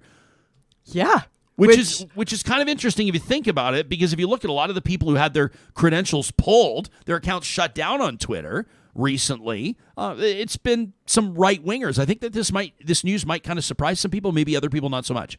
Absolutely. And I think sometimes, folks that are in the far right-wing camps, they are the ones that say, their social media is against us. They're trying to curb us. They're trying to silence us when people get their accreditation or access revoked. So this kind of flies in the face of that, which is very, very interesting. Very interesting, and looking forward to having this conversation. Why don't we go straight to Dr. Tamara Shepherd, an associate professor out of the University of Calgary in the Department of Communication, Media, and Film. If I'm 18 years old, 19 years old again, 20, 24, it doesn't matter what age, but if I'm a young person again and I'm trying to pick and choose what faculty I want to join or what I want to do, this is the faculty description that's going to jump off the page and grab my attention. The Department of Communication, Media, and Film. This is where you're going to have engaged storytellers there. And Dr. Tamara Shepherd, of course, is sort of overseeing the storytellers of the present and the future. Her research looks at the tech industry and how governments approach regulation of digital media. What a fascinating field. Dr. Shepherd, welcome to the show, and thanks for making time for us today. Thanks so much, Ryan. I'm happy to be here. We'll get into Twitter and we'll get into the right-wing algorithms and all that kind of stuff. I'd be fascinated to get some insight into how your career has gone. I mean, you focus on the tech industry and regulation of digital media, constantly moving targets. And I mean that, when we talk about government legislation of this type of stuff, kind of the general premise that I've noticed with commentators is that governments, as these big, huge ships, have a tough time nimbly navigating how quickly these industries can move and change. Certainly. And right now in Canada, just before the suspension of Parliament for the election, there's a sort of series of bills that are going through Parliament to try to deal with platform regulation, which is a really difficult problem for governments because, as you note, they work very slowly and through a deliberative process, whereas the tech industry, their motto is move fast and break things. So it's all about, build the systems first and then worry about the consequences later, which is very germane to the discussion of Twitter and what's happened on there lately. Yeah. How would you characterize the job we'll care most about our federal government right now. We could maybe take a look at others around the world, but how is the Canadian government done with regards to regulating these digital spaces and platforms?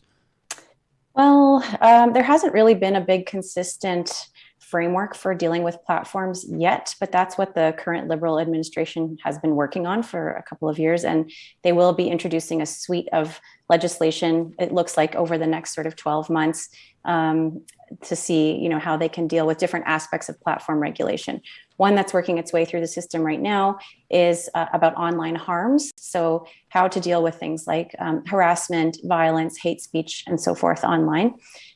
Which again is a problem that, it needs to be dealt with pretty much everywhere in the world. And some places are dealing with this in different ways than others, of course.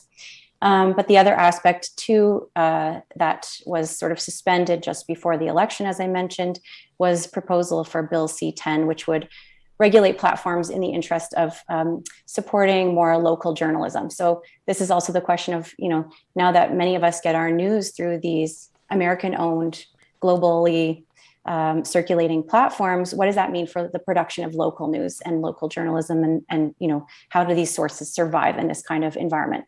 So there's regulation about that coming through the pipe. There will be changes to the Copyright Act, presumably coming up. So there's a lot of things, a lot of different pieces moving.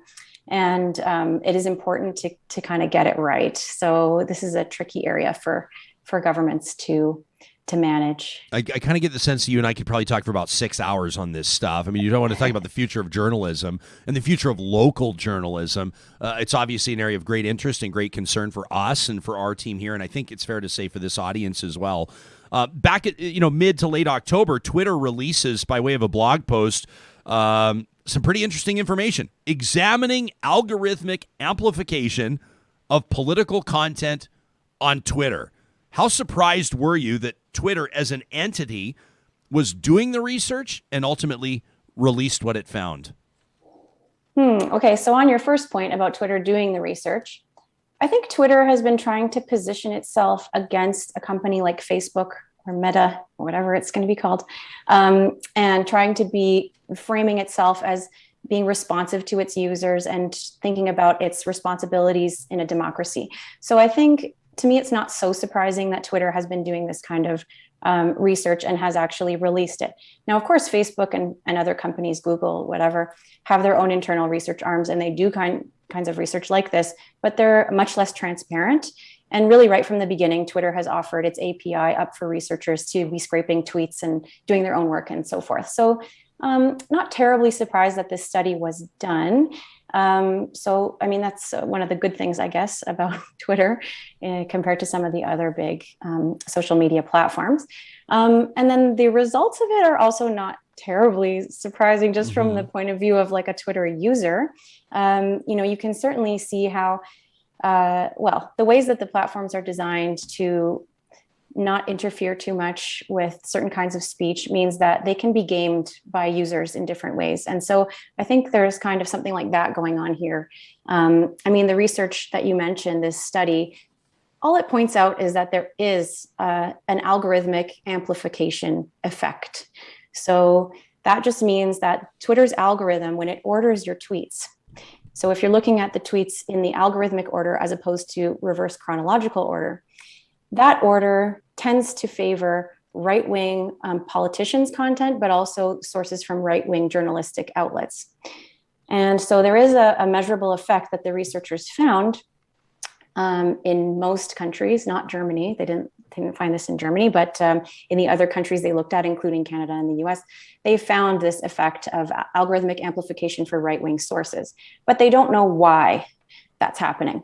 And so we can only speculate as to why exactly that's happening and draw on other kinds of research to suggest why that might be so. Can I ask you to speculate why it's happening? Yeah, sure. As I noted, this particular study is doing a kind of large-scale experimental study where they compared people who were using the reverse chronological timeline versus users who see the algorithmically ordered timeline. But there's other research on kind of more long-standing historical media strategies of right-wing groups, for example, other kinds of right-wing populist messaging and so forth, that might suggest why this is happening on Twitter. So there are a lot of strategies that right-wing politicians and right-wing news outlets use on social media to promote their content through this algorithmic amplification to get more views and likes. In a way, it's a kind of gaming of the algorithm. So you can think about Twitter's algorithm as privileging things that get clicked on or that get shared more and so forth. So they're trying to create content, clickbait as we understand it, trying to create content that gets clicked on more. So there's that kind of element. A lot of right-wing parties use a sort of strategy called hashjacking. So you can take an unrelated hashtag, like let's say something really popular about COVID or something like that. In Germany, this has been used by the far-right AfD party. Actually, they've hashjacked the flatten the curve hashtag, which has nothing to do with right-wing politics. It's, this sort of public health initiative. So they've taken that hashtag and then related it to their own messaging. So you can take a popular hashtag and sort of piggyback the right-wing messaging off of that. So there's that. There's also more longstanding populist rhetorical tropes that get a lot of traction, not only on Twitter or social media, but elsewhere. So tropes like, claiming to have the voice of the people by othering certain groups, creating a kind of in-group, appealing to the idea of a heartland or, sort of nationalistic strategies, having charismatic leaders and so forth. So these sort of more long-standing political communication strategies on the part of right-wing groups are used successfully online as well as offline or in other news outlets and so forth. And then on Twitter, there's the issue of political bots. So there's a lot of bots on Twitter. So estimates range from around 10 to 15% of Twitter accounts are run by bots. So they're automated rather than being a legitimate user behind there. And many of these bots are associated with right-wing parties or news outlets or companies promoting certain things. And there's a sort of fake grassroots element to the way that these bots proliferate content. So there's a sort of strategy like that where you can even automate filling up someone's Twitter feed with certain kinds of messaging. Yeah, I think I've experienced it from time to time. Can I ask, like, we talk a lot about bots, and I'll see, people say, maybe I'll get a few haters on a tweet that I'll post, and other people on Twitter will respond and say, like, bot, like blocked and reported bot. But I don't think anybody I shouldn't say that. I think the majority of people don't totally understand what it is and how it works. Like, does a company or an entity or a political office, like in other words, a politician's team, is there like a service where you go, our budget's $100 or $20 or $1,000, and you want as many bots as possible to hit this certain account or to engage on these keywords or to push out a certain type of... Can you explain to us kind of how it works and what to keep an eye out for, maybe? How to identify bots? I mean, I'd love the 101 version of this. Yeah. Well, there's a range of different kinds of bots, and some of them are totally benign or even helpful. So it's really just a system of automated tweeting. So you can even think of like a scheduler as a kind of bot. So if you've set up a bunch of tweets to go out at a certain time, you can use, anyone can use a scheduler bot like that. But there are also ones that collect data from certain sources. Like, to use COVID as an example, there are bots that collect COVID data that gets released by governments every day and then, put them out on Twitter just automatically. So there are bots like that are quite benign and helpful. But there's also, like, as you say, a more strategic use of bots where you can sort of hire like a public relations type of firm to produce content and then have a bot that's automatically putting out that content. So yes, you can certainly have a sort of collection of keywords and that get like spewed together. There are some bots like that, or there are some where the content is much more carefully created. There's a kind of a range, but it's really just about automating the posting so that tweets can be posted at a high volume, and that kind of volume helps them show up more frequently in the algorithmically ordered timeline. One of the things I was fascinated, like the minute that Sarah had reached out to you to come on the show, the first thing I was interested to see is Dr. Shepherd on Twitter? And you are, in fact, at Tshepsky. Do you have moments where you're like, I got to just leave. I got to shut this down. Let me ask let me ask the question in a more pointed way. Why are you still on Twitter? Yeah, I think that almost every day. I hardly ever post anymore. So, there's that. I've become a lurker over time. Yeah. I initially, like a lot of us who study social media or tech, join these sites when they start up out of curiosity and to know what's going on. And, I did this with TikTok and immediately got off of there. So let me interrupt. Why'd you bolt from TikTok? Well, I could see how it would be a huge time suck. Sure.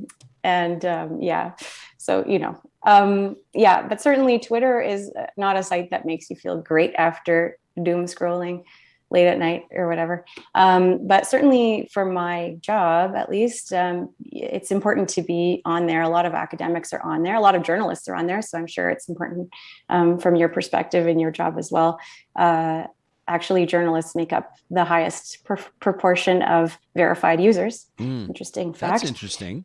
Yeah. And so a lot of journalists and academics are on there. So it's very helpful to find out about new research that's coming out or what's going on. But sure, at the same time, it can be a little depressing, I think. I don't know, something about the tone of Twitter I find depressing. Well, I totally agree with you.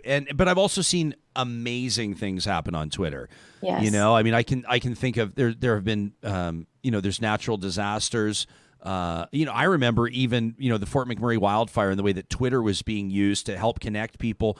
People were looking to have their horses boarded, or people were looking for places that they could park their RV that had like all of their belongings as they fled the city or whatever. And people were using it. And I was like, this is a place that works. There have been building collapses. I think of like warehouse collapses, horrific stories where people have literally been using Twitter to try to provide information about their whereabouts. I mean, the citizen journalism that it's allowed for has been amazing. But along with that has come so many trade-offs, like, unverified information and the proliferation of a lot of the things that I think, people in positions like yours and mine have sought to combat. I mean, to remind people about the importance of verifying the sources of and all of the conversations that go along with it. I don't think that the medium is necessarily evil or certainly polluted or needs to be shut down, but I do think that there are things that need to be addressed, which is why conversations like this are so important. Professor, what would you say, I mean, to the average person that's going to listen to this and say, okay, Twitter, right-wing algorithm, fine, but, they look at all these big, what does it mean for me? What does it mean for the average person? Yeah, I think a really eye-opening thing that the average Twitter user can do is toggle between the reverse chronological timeline and the algorithmically ordered timeline and see what's being fed to you through the algorithm.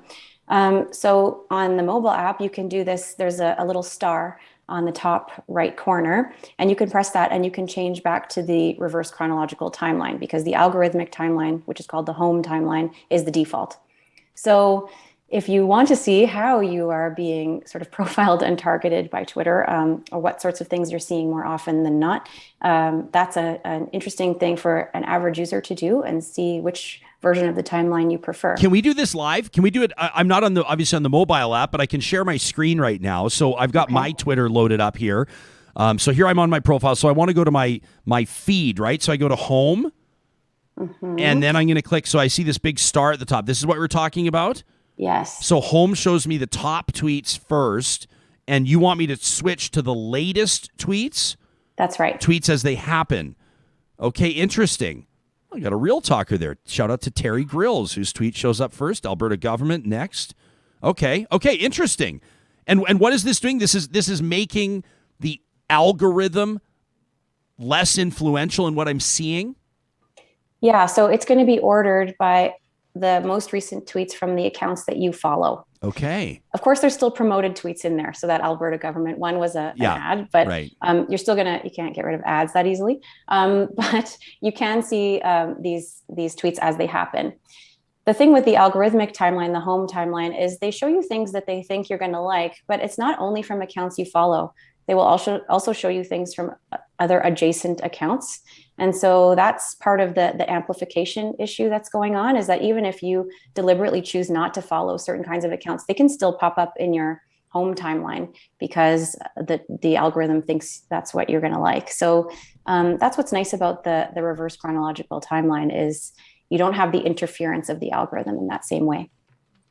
Is there anything else, I mean, with regards to that study that really jumped out at you? I mean, I know that there's, with stuff like this, people's eyes can kind of glaze over, me included. I mean, even the headline, examining algorithmic amplification of political, it's kind of like, meh, but it's actually a big deal. And it actually has a huge influence on public discourse and people's understanding of the truth. Is there any point that we've missed here that really jumped out at you that you think is worth pointing out? Yeah, I mean, academic studies are not really usually very clickbaity themselves. What I think is really interesting about that study is the methodology that they used, because they were able to do an experimental treatment because some of the researchers are internal to Twitter.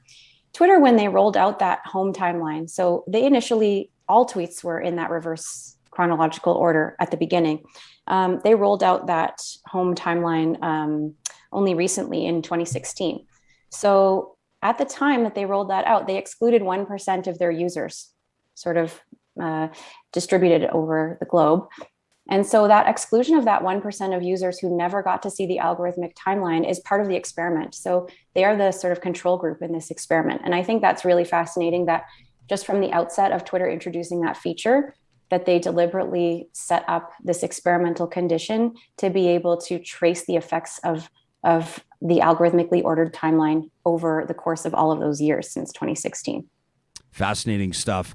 Dr. Tamara Shepherd of the University of Calgary, the Department of Communication, Media, and Film, an expert in the tech industry and government regulation of digital media. Thanks for making time for us today. We wanted to go to somebody that could really make this understandable, make this accessible, and you've delivered. Great. Thank you. It was a pleasure. You got it. Again, you can follow the good doctor on Twitter. Check out our account, Real Talk RJ, which continues to add followers every day, which is awesome to see Real Talkers following that account, which is run by Sarah Hoyles. And of course, every morning she includes, when there is a Twitter handle, the handle from a guest. I saw an account here, Crazy Fast Eddie, who chimes in on the chat. He says, if it wasn't for Twitter, Real Talk wouldn't exist. He says Jasper would have disappeared and we may have thought he was still on Ched, or if I wasn't on Ched, you would have wondered where I went. On to something. I don't know if I would say Real Talk wouldn't exist, but Crazy Fast Eddie's bang on. Twitter is huge for what we do. Huge. Yeah, finding guests, keeping kind of our fingers on the pulse of what's happening, what people are talking about. I mean, yes, you can kind of get into echo chambers. Yeah. But I love this. I did not know about hitting that star up top. That's really interesting. Yeah, I'm going to do that. I'm going to stick over there where it's like, I don't want the algorithm in my business. Yeah. If I can help it. Is that something that's been on your radar, Sam? The whole algorithmic view versus the latest, or the top tweets versus latest tweets? I will fully admit that I like the moment they rolled out that feature, I switched it back to Is that right? timeline. Oh, no, yeah, us. You did, absolutely. Sam, why didn't you tell us? I What the thought hell, man? everybody What knew the hell, this. man? I legitimately, I thought that this was common knowledge. So now you're calling us dumb. I'm not calling you dumb. Hey, you two. We seek to understand. Hey, you two. Take this fight to Twitter, where it belongs. I love the account, the doom scrolling reminder bot. It's my favorite. Okay. It's just at doomscroll_bot. And it is awesome because it shows up in my feed and it's like, hi, are you doom scrolling? Yes. I know you're trying your best. Give your eyes and mind a break. You still deserve time to rest and recover. Yeah. And it like snaps me out of it while I'm doom scrolling. It'll show up and I'm like, right. This Alberta government. I'm just hang on a second. Let me just mute this one here because I'm sick of seeing that ad pop up. Advertising works, everybody. But okay, so that's a great suggestion. I didn't mean to totally just barrel into your sentence and interrupt you, but I was just getting super annoyed that kept showing up in my feed. See, that's I part didn't of the know experience. about. Okay. So we share. Look at us. Are share. you a doom scroller, Hoyles? Oh, hell yeah. Me too. Late at night, especially. It's like, why do we do this to ourselves? I'm like, Carrie will like roll over and she's like sort of half asleep and she's like, put your phone away. Because I'm just sitting there like, there's a building collapsed and I don't mean to make light of that, but yeah, there's always something that's going to trouble you. But again, at the same time, Twitter's fantastic and phenomenal, and it has allowed us to amplify our reach. We're not technically on Twitter as a platform with regards to the operation of the show, but it's huge with regards to how we share our information, how we communicate with people. I mean, I can think of some fundraising things that we've done on Twitter. I've personally been part of fundraisers that have raised hundreds of thousands of dollars, literally, because of the reach of Twitter and how it can connect people. So, there's the whole idea of you don't throw the baby out with the bathwater, but at the same time, when the bathwater keeps getting more and more and more and more and more dirty, you got to get the baby out of it for a second. Protect the baby. Change the bathwater. What? Our friends at McBain Camera want to remind you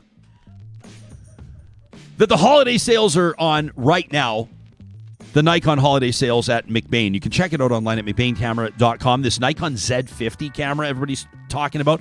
4K Ultra HD with 1080p slow motion, time-lapse mode, so much more, including this LCD screen. You can see it right. It flips down to activate self-portrait mode. Perfect for selfies. And they've extended at McBain their 30-day price protection guarantee to December 24th. Can I say right now, with the supply chain interruptions and everything, people right now, if you're looking to have that gift under the tree for that special someone, you don't want to. We know that Santa's going to be able to deliver regardless of supply chain issues, but every once in a while, the human reality is that the early bird is rewarded. I mean, conversely, the late worm, it's been pointed out, never gets eaten. The late worm never gets eaten. But the early bird is oftentimes the one, right? Just think about that for a second. The late worm never gets eaten. But the early bird in this circumstance may be concerned if I'm going to buy that Nikon Z50 camera for the photographer in my life to make their year. What happens if, like, on Black Friday or like the week before the holidays, all of a sudden there's some big sale and I paid way more? McBain has extended their 30-day price protection guarantee to December 24th, right till Christmas Eve, so you can shop early with confidence. 6 convenient Alberta locations, or you can live chat with a team member. It's a great feature online right this minute at McBainCamera.com. McBain, create to inspire.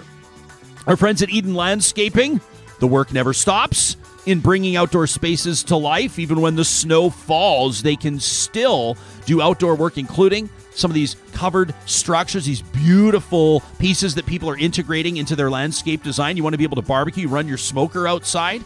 I was out for a walk with my parents over the weekend, just along the Bow River down in Calgary. What a beautiful walk that was. And there's a fella overseeing his smoker.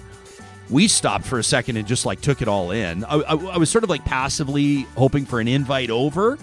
Hey, pal, can I cut you off some burnt ends? But it didn't happen. Regardless, you know, that sort of thing is a social element. Nothing better. The snow is lightly falling. You got that smoker going. You're outside having a glass of wine with your friends under your beautiful, beautiful pergola, your gazebo, constructed by the team, Mike and his team at Eden Landscaping. You can find them online at landscapeedmonton.ca. And we wanted to remind you that if you're looking to turn over a new leaf, better yourself, make yourself maybe more appealing in a competitive job market, refresh your skills, or just broaden your understanding about a certain subject, Athabasca University is Canada's online university. It's a world-class, accredited institution, online programs and courses that are designed to be flexible. You learn at your own pace, the schedule that suits your lifestyle. You know how it is. Some weeks you got 40 hours you can pour into something. Other weeks you got 0.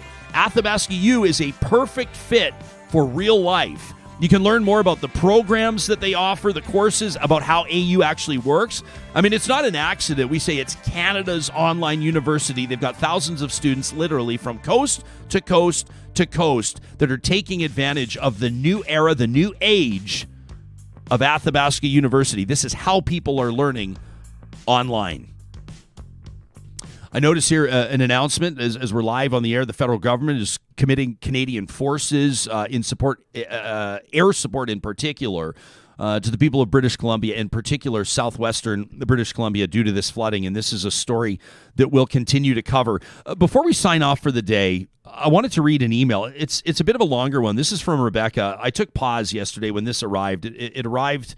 It caught me at a moment where I had a few. And I was able to sort of take 5 minutes and to read through this and to really reflect on, I mean, this is Rebecca pouring her heart out, and it was amazing. And I wanted to share this. The subject line just simply said, November 8th, talk about dignity.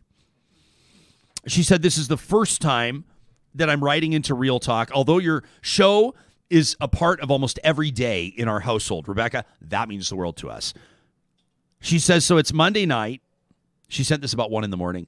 She says, I'm awake later than usual tonight, listening to a replay of your November 8th show. She says, so you have this meaningful and real conversation with Amy Langer about dignity for those who are stigmatized for addiction.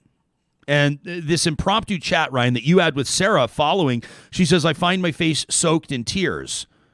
She says, I tend to wear my heart on my sleeve, so it's maybe not uncommon for me.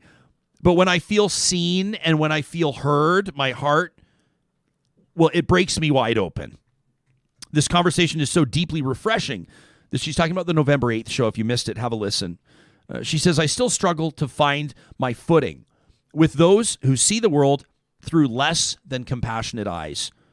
She says, as a matter of fact, earlier tonight, she wrote this on Monday into Tuesday. She says, I was hosting a naloxone training session at my community league with the team from Boyle Street Community Services. And we had a pretty good turnout for folks wanting to learn how to administer naloxone, how to essentially reverse an overdose, and how to help potentially save a life, even, and in most circumstances, probably the life of a stranger. Tonight, says Rebecca, I learned that 2 people a day die in Edmonton alone of opioid overdose, and it's more than heartbreaking. Rebecca says, I lost my mom to a suicidal overdose in 2003. I didn't know this. Rebecca says, Ryan, you actually donated to the first 5K run that I've ever done in honor of my mom and to raise awareness for suicide prevention. That was back in September. She says, I reached my goal, by the way, of $5,000 for the Center for Suicide Prevention, and I was so grateful for those donations. It was the month of my 40th birthday, almost 20 years after my mom passed. My mom's name was Linda. She was a beautiful human being who would have done anything for me, her only child. She was an educated, competent accountant who traveled the world. She loved art and fancy things and watching scary movies with me, her daughter. She was almost houseless on more than one occasion. She experienced intergenerational traumas that she kept buried, and she used substances to medicate. And over the years, became worn by the lack of compassion and love that she felt or didn't in the world. And when I lost her, my whole world changed. I had family members remark, I hope she's in a better place, or I was surprised so many people came to her funeral. I don't believe any of these people meant any malice. In fact, I think they felt like they were practicing their idea of compassion, however twisted it may have come out. It was just another example of the stigma associated with those who struggle with addiction and mental illness. Rebecca says everybody deserves dignity. We all come from different places of privilege and trauma.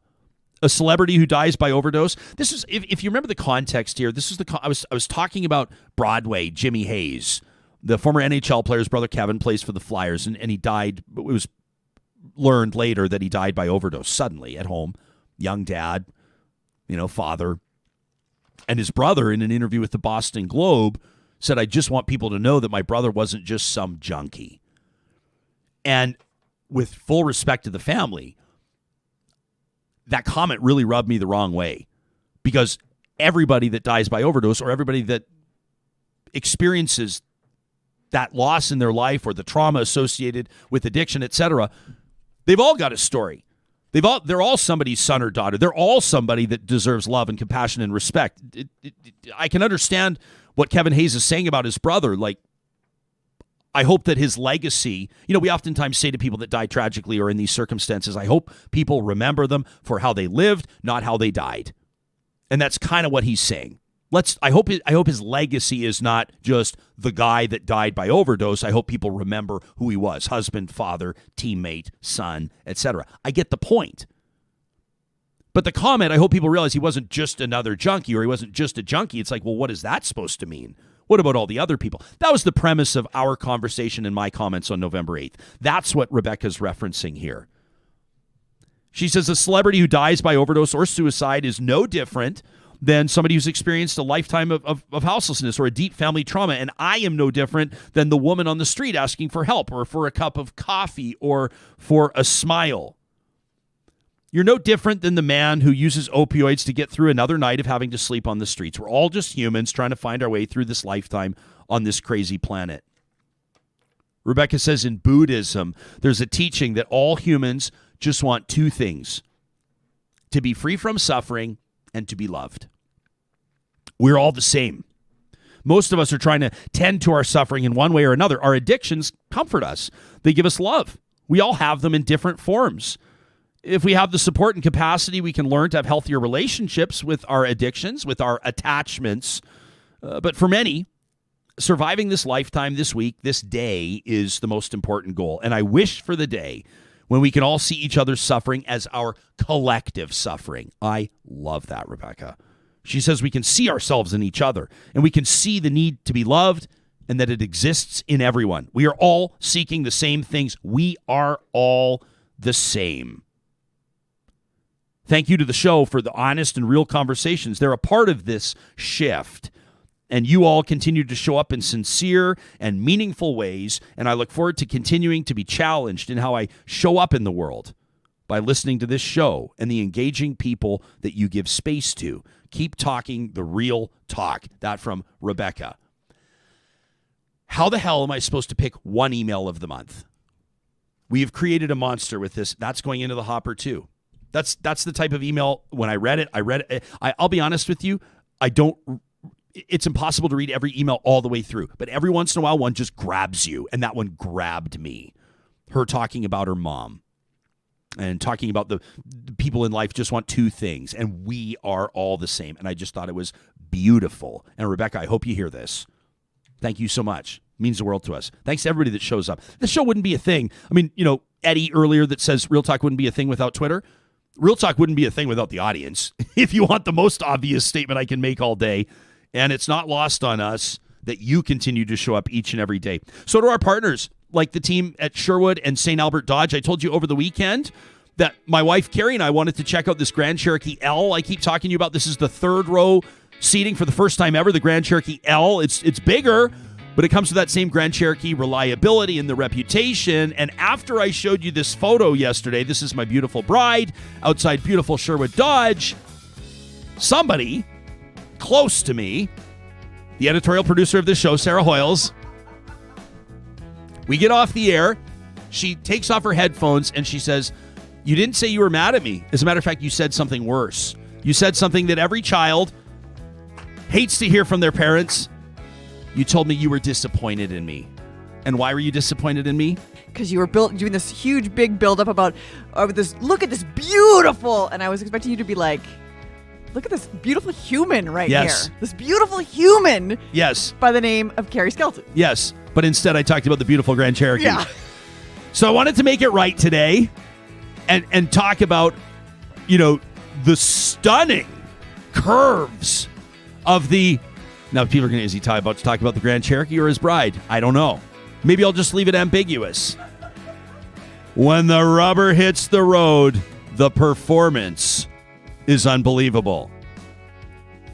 But unlike Carrie, my beautiful wife, who I reserve for just me, you can drive the Grand Cherokee L by visiting. Is this what you had in mind? By visiting St. Albert and Sherwood Dodge? Is that kind of what we're getting at here? I take it back. I regret everything. Okay. Carrie is the best thing that's ever happened to me in my life. Driving a Grand Cherokee, though, is on the list of the top 20. How's that? Is that a better job? We'll keep workshopping it. I hope she doesn't hear this, actually. Babe, I love you. More than the Grand Cherokee L, but I do love the Grand Cherokee L. And today, at Sherwood and St. Albert Dodge, I hope that Sherwood and St. Albert Dodge hears this. This is a good one. This is a really good one. You can find them today, the best selection in the province of Alberta when it comes to Jeeps through the lineup, because they can share their inventories. Plus, they've addressed, thankfully, they've been obviously delivering amazing customer service over the past year and a half. But the fact of the matter is they haven't been able to get their hands on as many vehicles as they wanted. That time is coming to a close. It means that if you visit them now online, including through the sponsors tab at RyanJesperson.com, you can shop for Jeep, the trusted brand, trusted most since 1941. Whoo! I wanted to make that right, Hoyles. I knew that I was going to catch flack, so I wanted to make sure that I did it right. I do have to mention, and this is, of course, because we have Trash Talk coming up on Friday, 48 hours from now, almost exactly. We're going to be blowing a gasket, blowing off steam. I've already got a few locked and loaded. Every once in a while, we'll get a Trash Talk. Like, someone's inspired by Trash Talk on a Friday, and so Friday at noon, we'll get one for the next week. So we've already got a couple that are just simmering. They're like sort of like not a rolling boil, but they're just sort of like percolating right now, ready to rock. But there's still room for more. You want to get something off your chest, email it to us right now to talk@RyanJesperson.com. It's one of the coolest promotions we have here. The idea of the team at Local Waste. They're the ones that came up with the idea of Trash Talk. They've been keeping it local for a quarter century, still locally and family-owned construction, commercial, residential waste and recycling collection. If you're a real talker and you own a restaurant, if you own some sort of a studio, or your business relies on weekly trash and recycling pickup, I invite you to get in touch today with the team at Local Waste. They're going to make it a better deal than what you're currently paying, and I can say it with confidence because I've seen how they operate. They want to compete for your business. They want to find a great fit. Mikkel, Lauren, Chris, and the whole team at Local Waste ready to take your call right now at localwaste.ca.